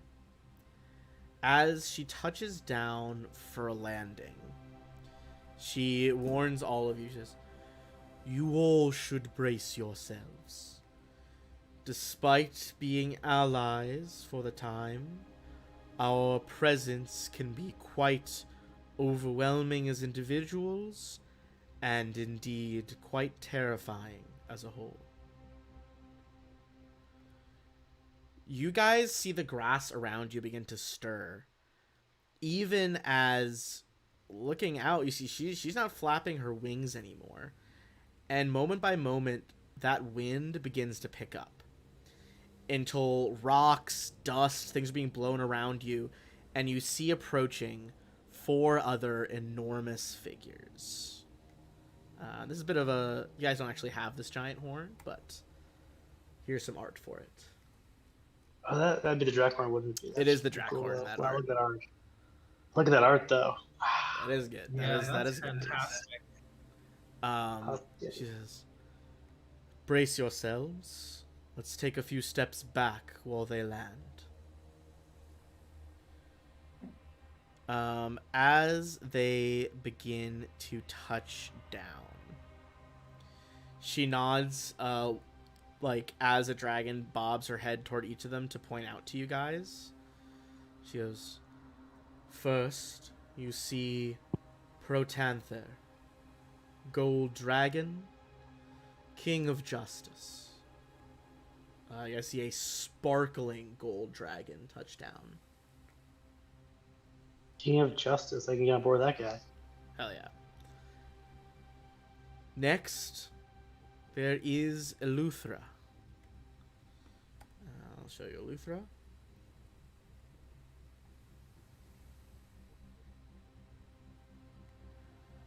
Eleuthera the Brass. They say that he is sometimes a guest of, or even resides with Ogma, god of knowledge. Though I'll tell you, he gets rather cagey on that point. You see him kind of like snort as she says that. And of course, myself, you've already met. And next to be seen, we see Nimur. You guys see this fellow?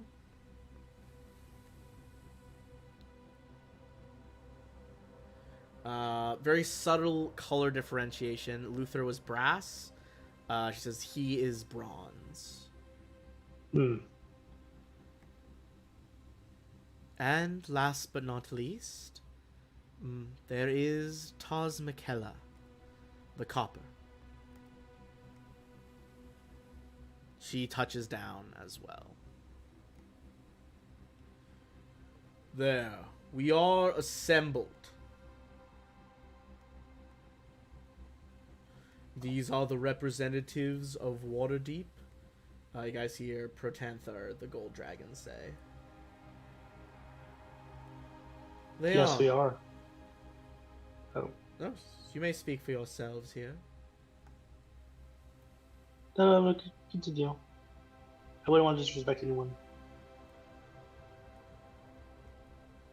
I'm just getting everyone's art.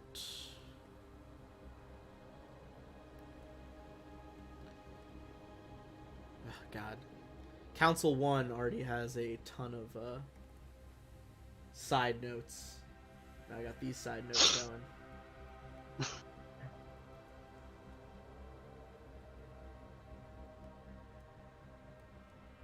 Okay, I'm just kind of arranging all 5 of them so that the stream can see all 5. There we go.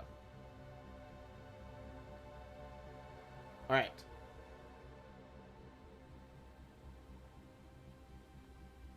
There we go. Okay. As they touch down here, you see these 5 ancient dragons. This council appears to have been convened to discuss not only their fate, but how to respond to the cult.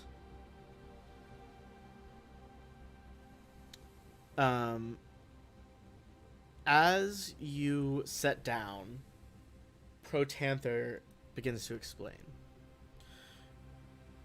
You do not need to tell us much of the factions of the Sword Coast. We know their reputations and actions they have taken. Our attitudes towards them are, well, as they have been for some time. You five, we understand that you are not the nominal leaders of really any faction, but we know your actions, and that what you have done has set the course for those who would battle against Tiamat. As such, if we side with the humanoids, it will be as a statement of personal faith in the five of you. And that faith is that you will be able to bring the might of all the other factions to bear.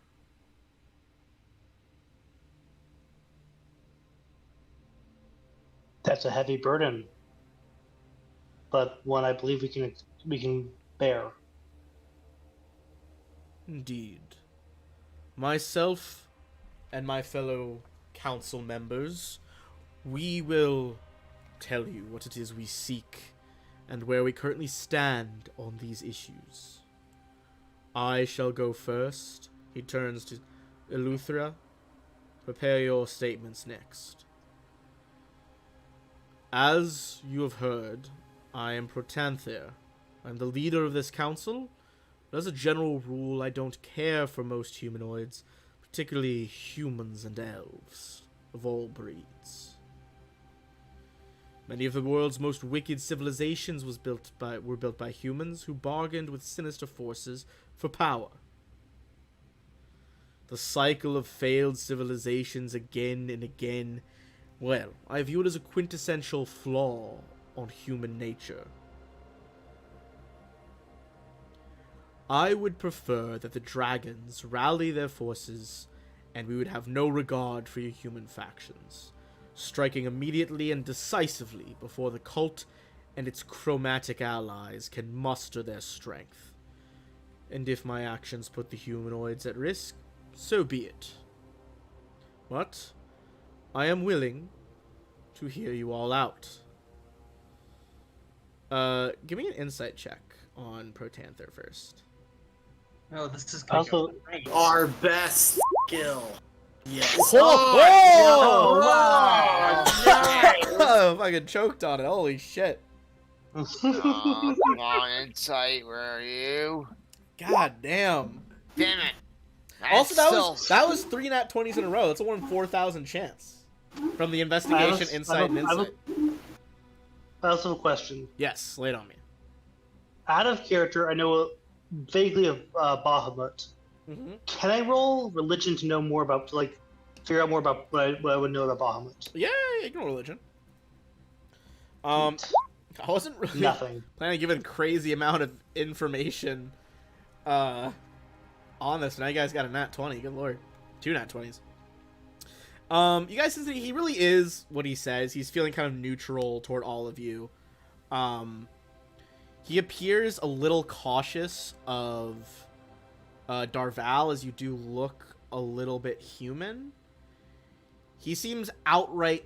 He's trying to hide it, but on the nat 20, Lashana, he seems outright displeased that any sort of elf is part of this delegation. Okay. But keeping that in mind, he says, I would require a concession. I want a formal apology from one who speaks for Elvenkind for the abomination that was the Dracoridge Mythal.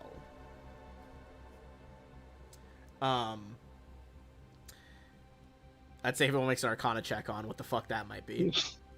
I mean, I'll try, but... Rasper, nice.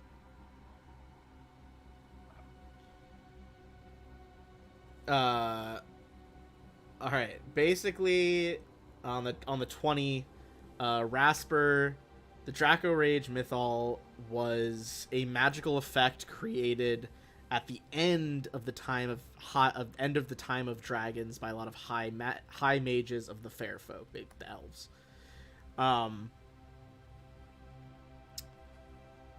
Basically, this was a awful effect. The heart of it was like raised magically with barbicans, spires, towers. This giant spell work, this is kind of like a giant trap in Faerun, caused incalculable damage to dragons. Dragon bones are still littered over the area where it was. It was kind of in the northernmost reaches of Faerun. It's rumored that like a bunch of ghost dragons still live out there because of how horrible this was. And it's pretty much directly perpetrated by elves.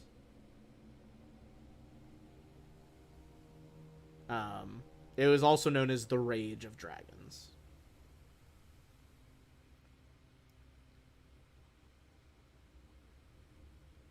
Well, on one hand, we do know out of character. We do know someone who does speak for the elves. Whether we get the form apologies for the whole other story. Yeah, out of character, this is gonna be a nightmare. Yeah. He, with this, kind of statement that he's told you guys what he wants out of this, what concession he wants, he nods to Eleuthera, the brass dragon. My name is Eleuthera. I've traveled the plains in search of knowledge and ever more challenging games. Some say, like my friend over there, he nods to the silver dragon, that I've resided with Ogma, the god of knowledge. Baseless rumors, I assure you. Look, I have no preconceived sense of what might be the best course here, and I'm willing to hear all sides in the discussion. I'm neutral, as it stands. I've watched the lesser races for long centuries from the plains, and I understand that every individual humanoid possesses potential for good or evil in equal measure. I believe, personally, that the dragon masks are too dangerous to remain in the world now that so many are aware of them. If you would agree that all dragon masks will be handed over to the metallic dragons as soon as they are found, including any masks captured in the final battles, then you have earned my support in this council. Sister, Otariel Lacarnos steps forward next. Good or bad, they are very rarely, if ever, absolutes. Humanoids need protection. They need guidance. And on a religion in Darval, I don't know much about Bahamut, but she's going to reference him. They should be shown Bahamut's righteous way of living rather than being ignored and treated as children. She looks over at some of the ancient dragons nearby. I have faith in their potential.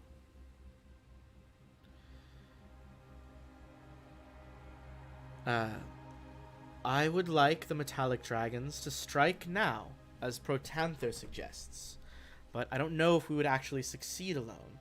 An alliance would reduce casualties for all parties involved, but I have to be certain of the intentions of your factions and their leaders. I know that the skin of one of my brethren who was slain was used to make armor for a dwarf lord that slew her. I demand that the remains be returned, and that Ambassador Brawnanvil make an apology on behalf of all dwarves for the wrongful deaths the dragon moots have caused. Nimur, Bronze Dragon steps forward. Look, I disagree with Protanther. I know that the metallic dragons are made in the image of Bahamut, and we don't have a choice in being good or evil. But humanity does, as do all humanoids. This is the bronze or the copper? This is the bronze. Okay. Nimur, bottom one.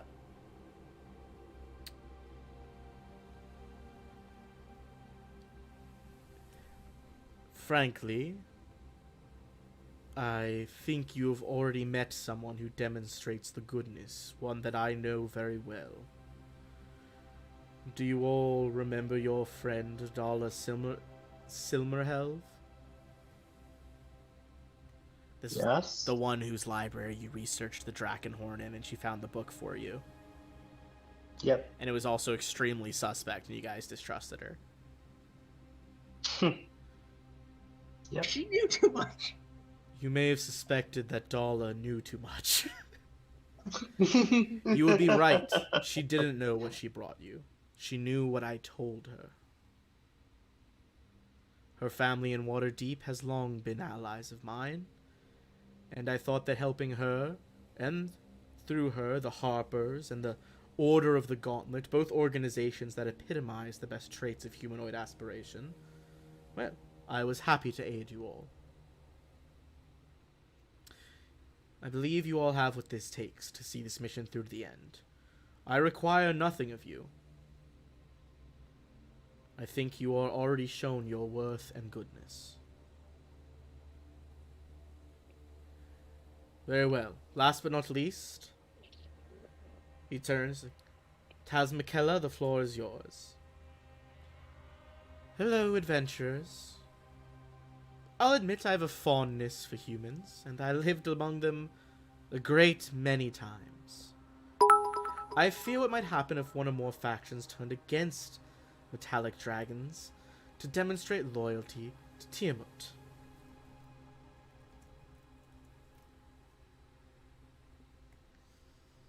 Oh, thank you, chat. Delivering dragon ale to the party. What did that do? Oh, they're just like... It's not actually one of the actual point rewards. But we'll say So nonetheless that you guys will get some lovely fire dragon ale to quench Thank your you, thirst chat. at the meeting. Thanks, chat. Look, I agree with Protanther that the metallic dragons could strike right now. And perhaps we even would defeat the chromatic bastards. But I'm not convinced. Having human allies could reduce the casualties. But I find myself being cautious of you all. I've had dealings with shady adventurers in the past, humans who've stressed the validity of our bonds, and I would ask a demonstration from you all. Take one of the magic items from your party. One of them that was found perhaps on a previous adventure that you've gone on, or that you've secured yourself with funds from your gallivanting across the continent. Well, if you can give up such an item to me and my horde, then I will believe that you have what it takes to not simply give in to temptation or be swayed to the wrong side in this fight. Now, they kind of all lean back in unison. How Go ahead. big, like, what kind of, about this item, would a set of +1 chainmail work? She nods. Enchanted armor Okay, would be I have- fine. I have an extra set of +1, I have a set of +1 chainmail I'm not wearing. You can use it. You can have it. You unpack it from your bag, and she like drags it closer across the. Now it was grassy up here, but now pretty hard earth area after 5 ancient dragons landed on it. Drags it toward the claw. She's like, well, it's no dream blade, but it will do well in my horde. Now, we have all spoken our piece. Let's get down to the negotiations.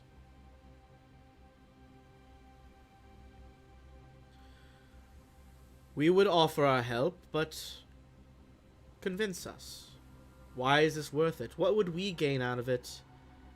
And would it outweigh the benefits of us launching a preemptive strike? The floor is yours, adventurers. I mean, a preemptive strike could cost deaths of both people and dragon. Like, I don't think you want to unnecessarily end more dragon lives. On the flip side, if you wait for and coordinate with us, there will be casualties on all sides, nevertheless, but there will be less so of the dragons.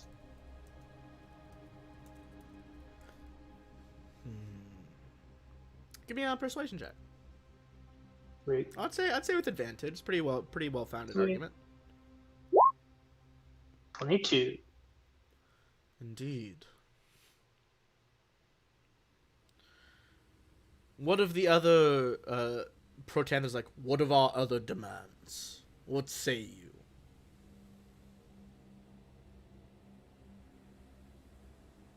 The apologies certainly ought to be met. It will be difficult, likely, to convince those who speak for their kinds to apologize, but it is a worthy pursuit. And if you all truly desire apologies from the other races, and then cost more of their people's lives by attacking preemptively, it will cement poor relations in the future. Okay. Give me another persuasion check as you say that while Protanther leans in. I'd say with advantage again. This is still going to go bad. That's terrible.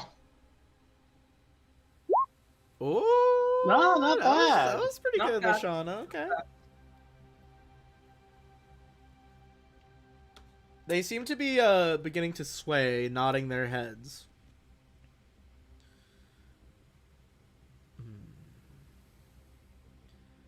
You see... And of course, Go ahead.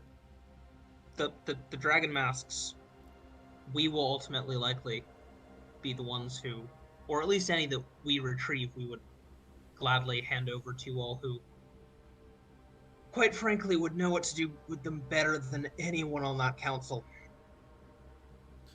You see Ilithor is like, you see, I told they'd acquiesce to that. Otar... Oh, God damn, it's so hard. Otari Liakarnos voices after his... And...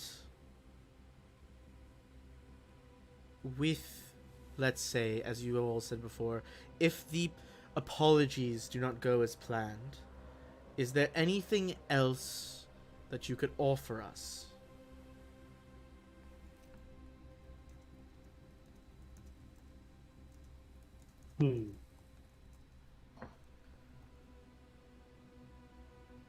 I would say also if you're looking for ideas, if anyone wants to make either a history, an arcana, or an insight check.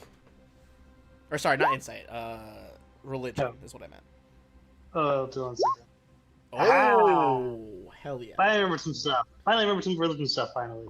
Darval, go ahead. I was going to say, if Rasper wants to choose either Arcana or History, I'll take the other one. Okay, Rasper, what you going with? I don't know if he stepped away. Rasper! Oh my god. Tyrant. Well, in that case, just to Arcana, both of you. Good. Sorry, yes, I'm lord. here. Arcana, you said? History, I think, for you. Oh, no, no, okay. No, Arcana. Doesn't Arcana, matter. we got a 20 on history. Alright, we got a nat 20 in religion and history. So, alright. Sure. History, Tyrus. You're like, you've delved in a lot of dungeons searching for more magical shit, and you're like, what would win these guys over?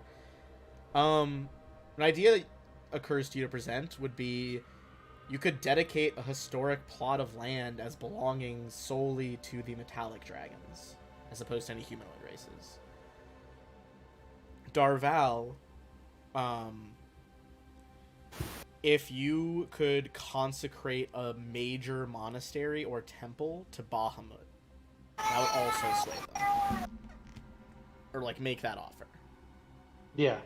I'll kind of like tap Darval lightly on the shoulder, kind of not necessarily whisper, but kind of a low, not trying to interrupt people. Kind of, oh yeah, we could just dedicate to the stuff.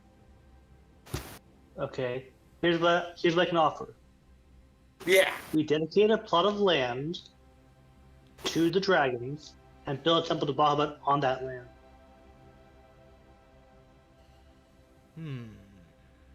I also, while it is Go Or ahead. we can do them in separate areas as well. while it is not much, if the apologies do not go through, I am willing to give all the information I know to the council on the security of the city of Baldur's Gate, as I have worked close with the army there as a show of good faith. Well, that's good. Ooh, these are very good That's a good one. offers. That's a good one. All right. You see Our vow was about to be horrified until it said show of good faith. That made sense. Start our vow. they kind of lean back, their heads looking at each other. You get the sense that they're probably all speaking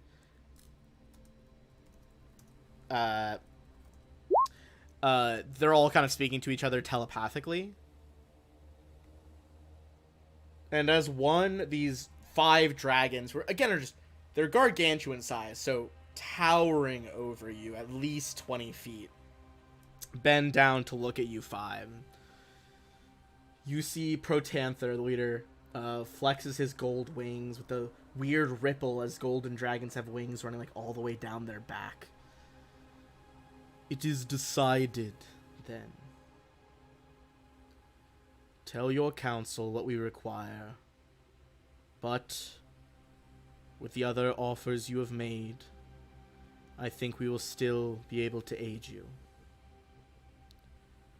I would ask that you not mention these other concessions until you secure the apologies. Of course. Of course. The dream of it. As some of my other council members have pointed out, you all are examples that humanoids do have a great deal to offer. That not all are succumbing to greed or evil in their hearts. Now, if Elia, he kind of like massive golden eye winks at the dragon that you guys saw was Elia at first. If her information is correct, you would be going to a familiar wizard's tower next, yes, Zonthal's? Yes. Yes. We have conferred. I have some gifts for you. You see he puts a claw onto the stony ground in front of him, and as he drags it in a circle, wherever the furrow goes, the dirt begins to glow golden. And as the circle completes, touching the beginning, you see that the floor is gone, and instead you're looking through an empty portal into a massive, glittering hoard of treasure.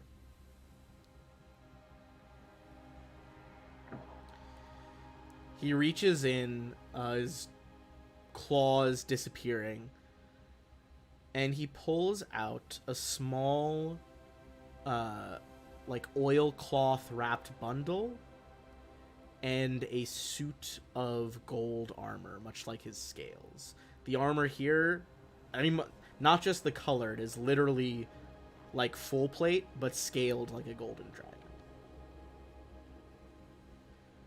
First, to you there at the back, I know all you've done to slay past chromatic beasts. I think these would aid you yet again. He pushes the oilcloth bundle towards Terra. It's 3 arrows of dragon slaying. Hell yeah. That is amazing. Thank you. This will be put together. He like bows his massive neck to you. See that they are. And you. He turns towards Darval. Other armor in the past has protected you from other elements. But I fear that going to the Evocationist's tower this would be more fitting. He points towards the armor, and not his breath weapon, but seems to cast some sort of spell as you hear like arcane words deep in his throat, and a little spark of lightning leaps to the armor and seems to dissipate around it. This would be plate armor of lightning resistance. Ooh, yeah. Nice. Basically, same stats as full plate, but you get, half damage to lightning. Yeah. I will wear it with honor and with pride in the quest to vanquish the chromatic dragons and in the name of justice. Good. Then the council is adjourned. You guys see Otar Liakarnos lean back into you all. Do you wish me to return you to Waterdeep? Or shall I put you down in the mountains near Zonthal's tower?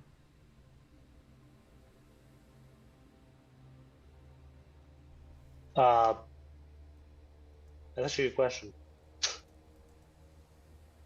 Putting us down in the mountains near the tower would be better. Yeah, I think so. I would think it would be ideal if we could also get a way to send a message to those who already tell them where we are. But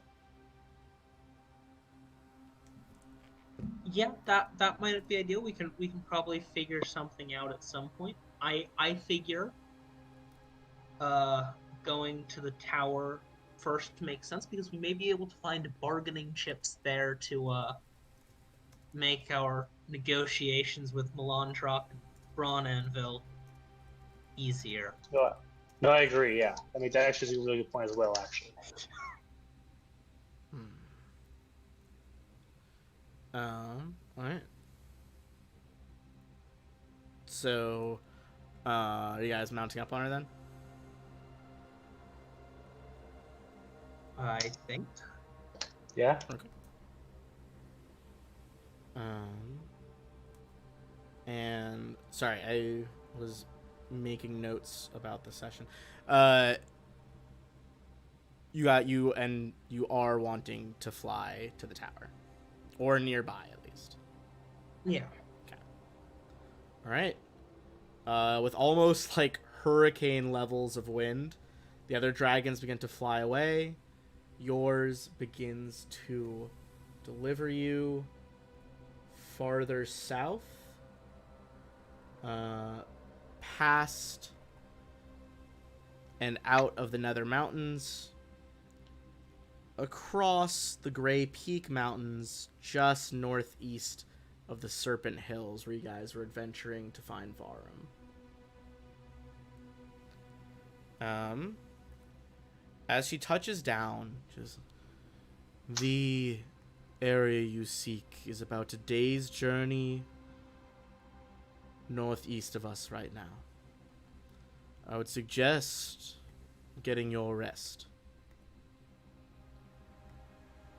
Our gifts will protect you, but that wizard was a tricky soul.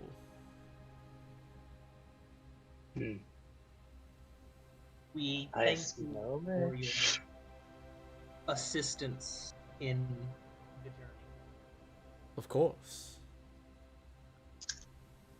We wish you all the best, and we'll be watching. See, she flares her wings again. Few powerful beats, launches herself into the sky. Brief feeling of shadow as she passes over you all, and begins to fly north. Okay. Additionally, everyone is going to get chi XP from going through the third session of the council and the Draconic Council as well. Everyone is going to get 2,500 XP. Which I believe... That's a level. Well, yeah, it's barely... Yes, so yeah, just over. Barely level, but 48,000 was what you're looking for. hell yeah. Oof. And that means the proficiency bonus goes up. Oh, true. Nice. That's be good. That's always the best when proficiency goes up. Yeah, a lot of you can still get XP from all that Also- good role playing. I get their little spells. I think. Ooh, fancy. Just check that. I have no idea. I have ideas what everyone else gets, except I for think it's our all I new get, caster, LaShawn. I don't know what's going on with you. Something presumably happens at this level, but I don't know this level. okay. What'd you say? Oh, a lot. Yeah. Absolutely wild. Hell yeah.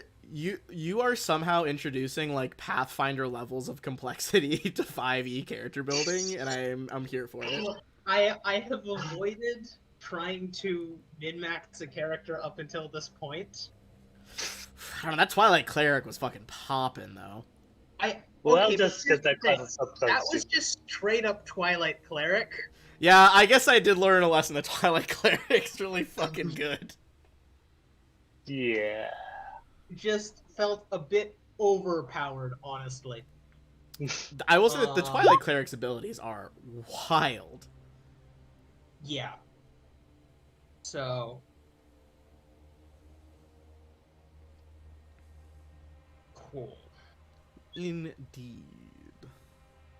Oh, I have to deal with spells. And we get our XP. It's our HP now, right? Yeah. You know what? I'm gonna roll to see if anyone's finding you out here. Gonna be a pretty low chance, because of how far you've traveled, like 1,000 miles in a couple days. But we'll see. Okay, no. You guys won't be interrupted, so you will get the level up. And Tyrus, that'll bring you to -2 instead of -3 for your penalties. Okay. How do I put that on the character sheet? And it's not. Excuse me.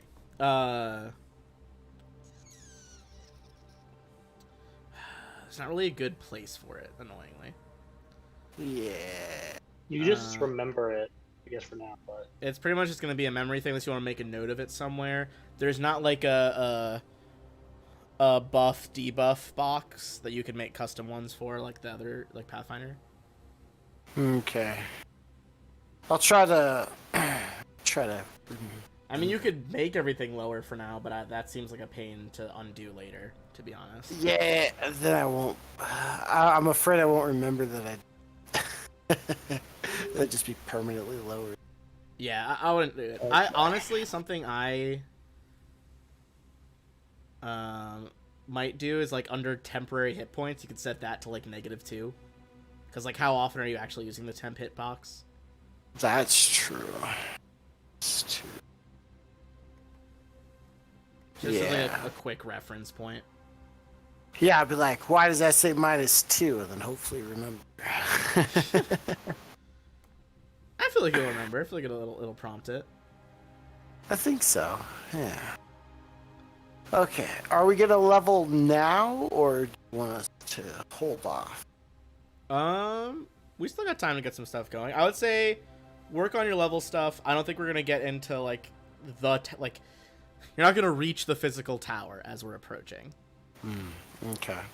But I will start getting us there as people are considering their level ups, and also while I close out like 15 sheets that I have open for the Council of Dragons.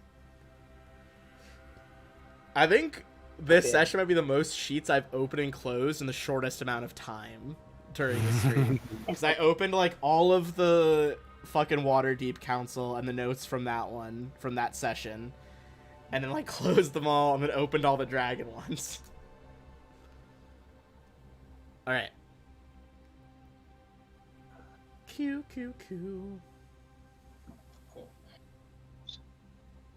So. one sec, I'm looking at spells now for stuff. Continue though. Sorry. As you all are waiting here, what's everyone's passive perception right now? I'm see who notices this first. Say highest passive 14. perception misses. 14. That's pretty high. 11. 11. Jesus. Let's see. How do I find a? It's in like the It's left under side of the skills. sheet below ability scores okay. and stuff. Or maybe below skills. Actually. Tyrus is 10. Nice. Super observant. Yeah. I don't know how to look at Tyrus right now because I was like in the middle of leveling her. Oh, you're good. I think I can see Tara while you're leveling her anyway. So, oh no. Okay, cool. It's basically gonna be. It's gonna be 14. It's gonna be 14 is the highest. Okay. So I have it Lashana, revivified. Lashana, as you're camping, getting ready, we'll presume Rasper is probably like getting ready to cast Tiny Hut. You see, up above you is a small origami swan of folded paper. Seems to kind of be like drunkenly weaving through the air, trying to find its way towards you guys. Hey Ben. Yes. Tara's passive perception is 20. Okay, never mind. I was fucking wrong. Yeah. Holy crap. Never mind, Lashana. Tara sees it way before you do. Tara sees it like 100 feet out. All right. So what does Tara do? Do you point out this weird origami bird coming closer? Yes, she will point it out. She'll be like, "It's a bird." It's a plane. I guess we have to do that backwards. It's Superman. Yeah. It's a plane. It's a bird. Yeah, like the bird is like the least likely option. Yeah. I would say, Lashana, give me an Arcana check as she points it out to you. We'll say Rasper, because I don't want to roll his sheet right now, is like busy getting the spell ready. Unclear what spell exactly, Lashana, but this looks like someone's trying to send you guys a message via magical methods. Okay. You see it like drifting closer. You reach out and catch it, or what? Can I walk a bit away from everyone else to reach out and catch it? So just like in case it's trapped, I'm not right next to everyone. Yeah. Yeah. So I think that's what I'll do. You catch it a bit away. It's maximized explosive runes. No, it's not that. I fucking love explosive runes. But as you unfold the paper, you see a hastily scribbled note. You don't know me, but we can help each other immeasurably. My name is Iskander, and I made a terrible mistake in joining the cult of the dragon. The cult's horrifying plans are sure to bring doom to all, but I could stop those plans with your help. Rescue me from the cult's clutches, and I will deliver to you the prize of prizes, the blue dragon mask. Without it, Severin faces an insurmountable setback in his effort to call Tiamat back to our world. The mask is here in Zonthal's tower, being studied and guarded by only a handful of wizards, including myself. The danger of my treason becoming known grows with every passing day, and if I'm discovered, I will be killed. Please hurry for the sake of everyone and everything you value.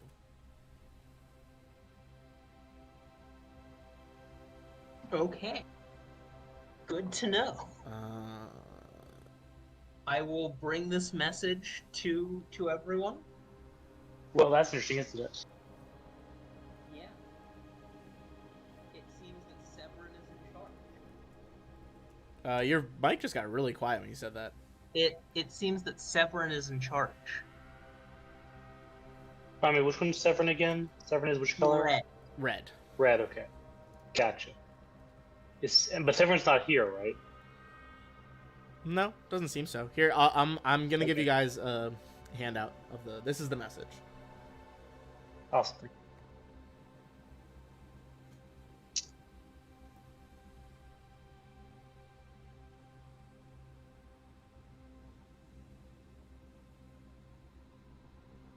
All right.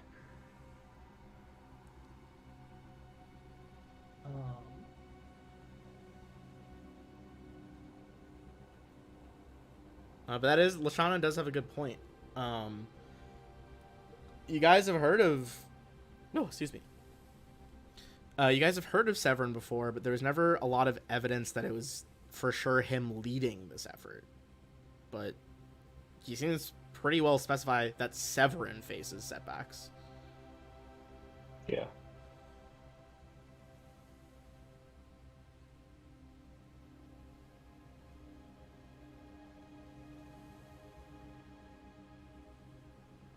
Yeah. Okay. Well, I think we should go to the towers, once we're able, and yeah, I think tonight while I'm in the bubble, I want to read the Zonthal book. All right.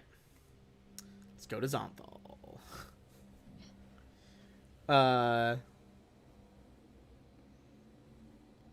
Okay. So, you start reading up about Zonthal and indeed Zonthal's tower.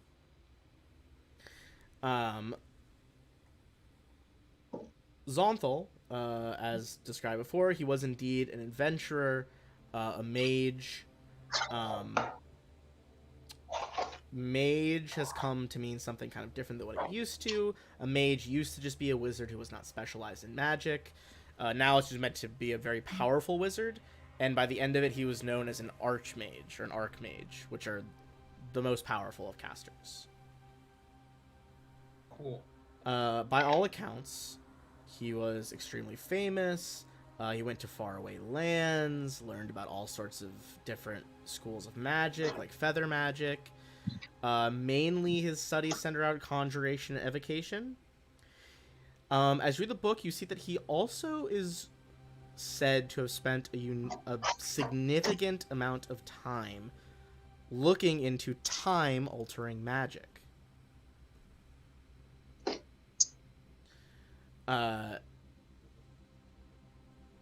Do with that what you will, but you know that in researching that time-altering magic, it seems that he spent a long time traveling alongside beings from the elemental planes, including but not limited to the various elemental genies.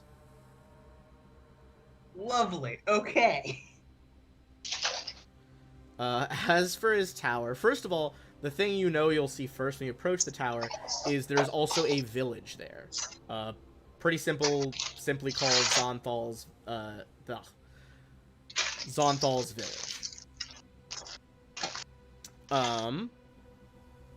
This settlement basically goes up to almost the border of the hedge maze, and even from the outside of the hedge maze, you can see the tower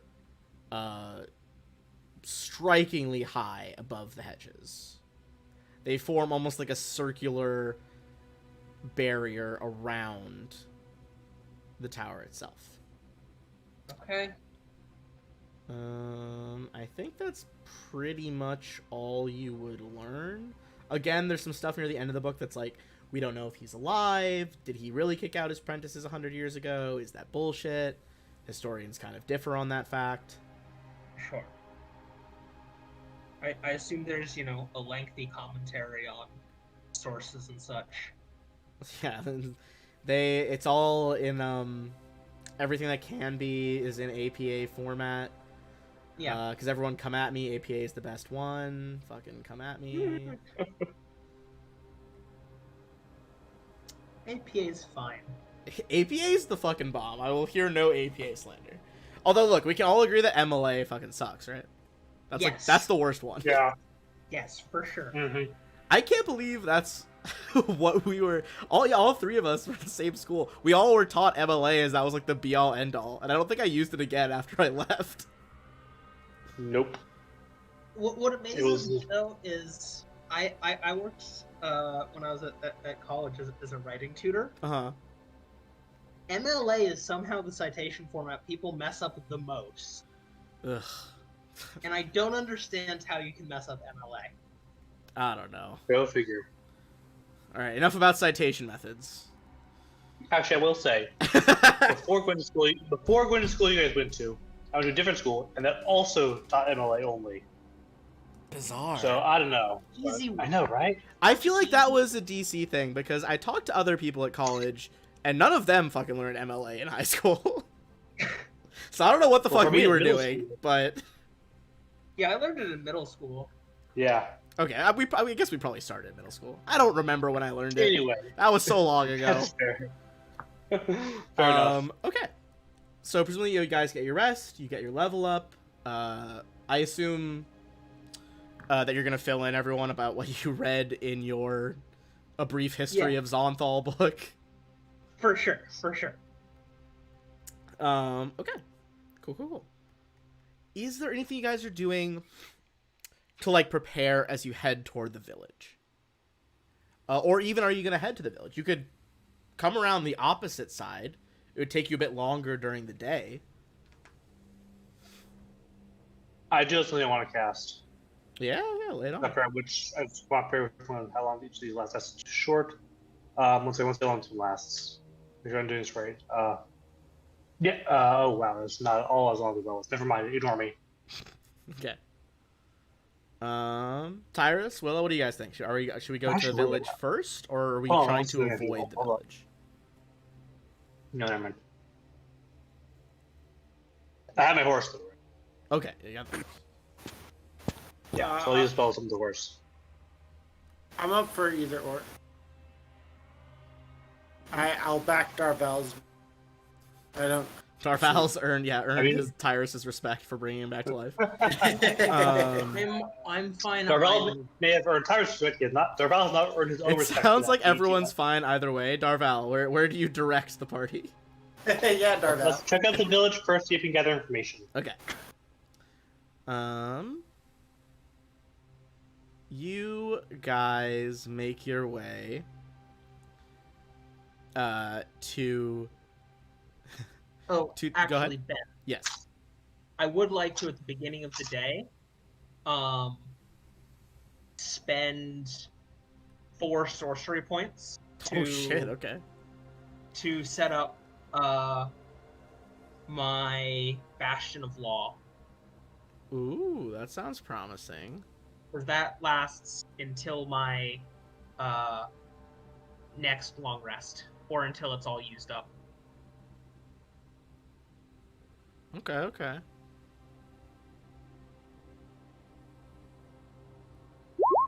For anyone who wants to read it. Yeah. This pretty fucking shimmering shield of order. Beautiful.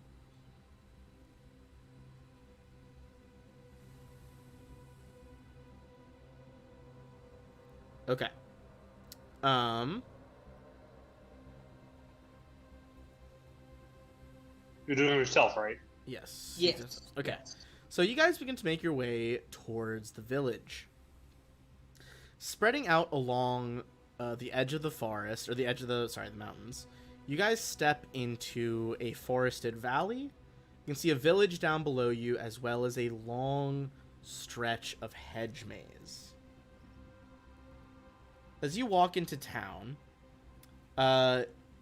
you see that the village is pretty small, and people wave at you friendlily enough, but you can tell a lot of the townsfolk are rather wary of you all as strangers.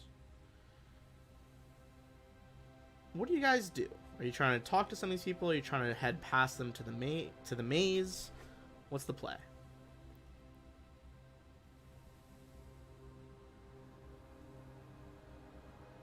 Sorry, I muted. Is there a tavern we could go to and buy some drinks?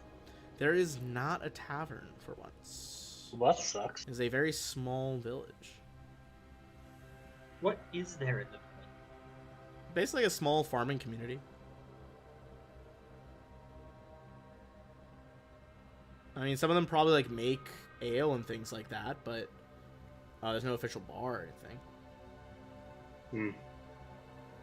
I would say if you're trying to talk to them about what's going on around here, you could make either... you could either try to do an investigation check and like listen in on people, look for evidence around town, or you could make a persuasion check to get them to talk to you.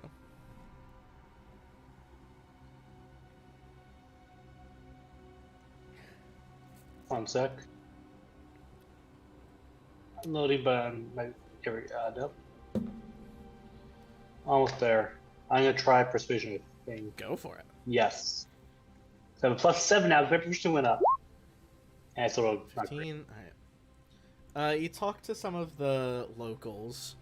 One of them a younger guy. If you all are here to look at the maze over there. You? Well, the town's a bit smaller than it was in its heyday, but I can tell you that it's quiet here, it's safe. He's like, look, a couple people, including myself, people have been scoffing at us, but I could have sworn I saw a blue dragon lingering in the sky. Now, odd things happen around the maze and the tower. Old Zonthal was he had a very special mind, let's say that. And could be the magic's playing tricks on us, I'm not sure, but color me suspicious. I don't like any looking sort of dragon out there, even if it's fake. Look, some people come here like tourists to see the tower. Adventurers think they can do stuff to gain Zonthal's favor, but I'm gonna warn you right now. If you enter the maze, it's very dangerous. Almost no one who goes in ever comes out. And those who come out, well, let's just say most times they're worse for the wear. Even the animals and the birds don't go in. Wait a minute. You said Zonthal was in the past tense. And then you just said people want to get his favor. Do you know if he's alive? No. He's just... Look, I don't know what sort of nomenclature, past, future, what tense to use. For all I know, he's in another plane of existence. He was an archmage. I don't know if there's anyone in town who can even cast a cantrip. There are now.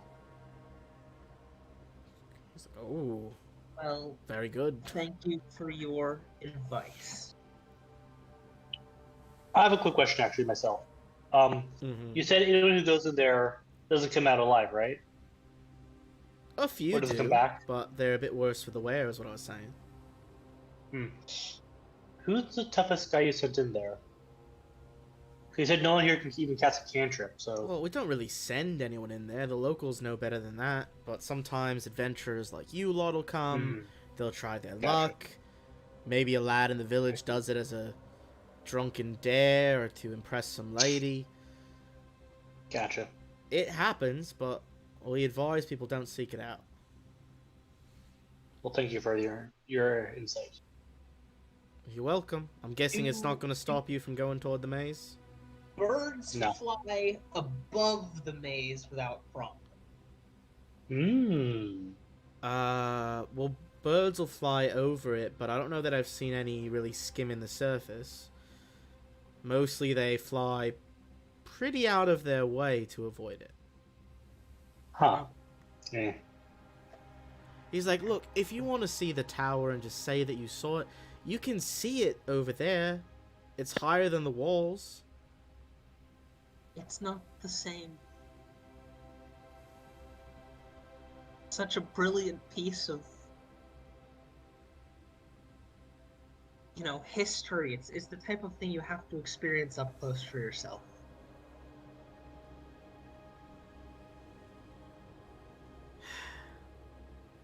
Well, I'll hope to see you come out of there again, and if you do, I'll have a stiff drink waiting for you.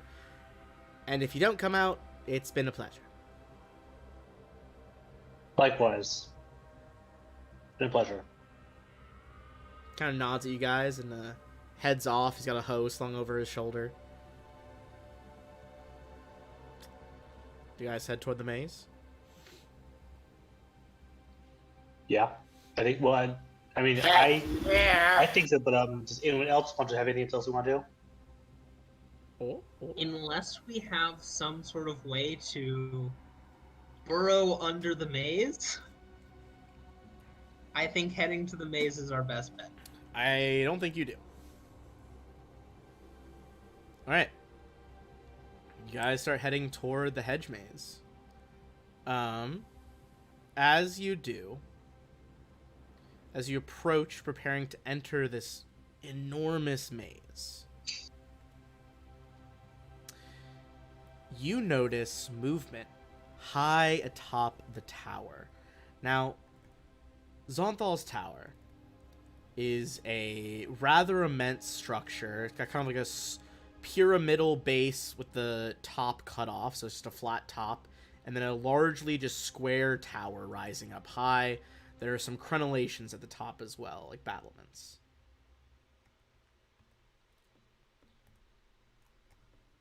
As you prepare to step on to the path, you notice movement high atop the tower. You see a man dressed in black robes stands on the balcony. He's waving something over his head. It's difficult to see from the distance, but you catch a glint of blue in whatever he's holding. From far away, "Heroes!" the figure screams. "They saw you in the village! I've taken the mask, but they'll realize it's missing within minutes! Look for me beneath the tower! It's the only place I have a chance to hide! This is the key that will let you teleport into the dungeon!" As he speaks, you see he holds aloft a second item. Some sort of white, glimmering hourglass. "I will leave it behind after I use it, but the others may find it before you do, so hurry!" You guys see he looks over his shoulder quickly as another figure suddenly dashes onto the balcony. There's a flash of blades, spellfire spills into the air, and the figure who spoke pitches his attacker over the railing as he screams all the way down. You see your speaker, presumably a Skander, dash back inside. And that is where we'll pause for this week. This is definitely a trap.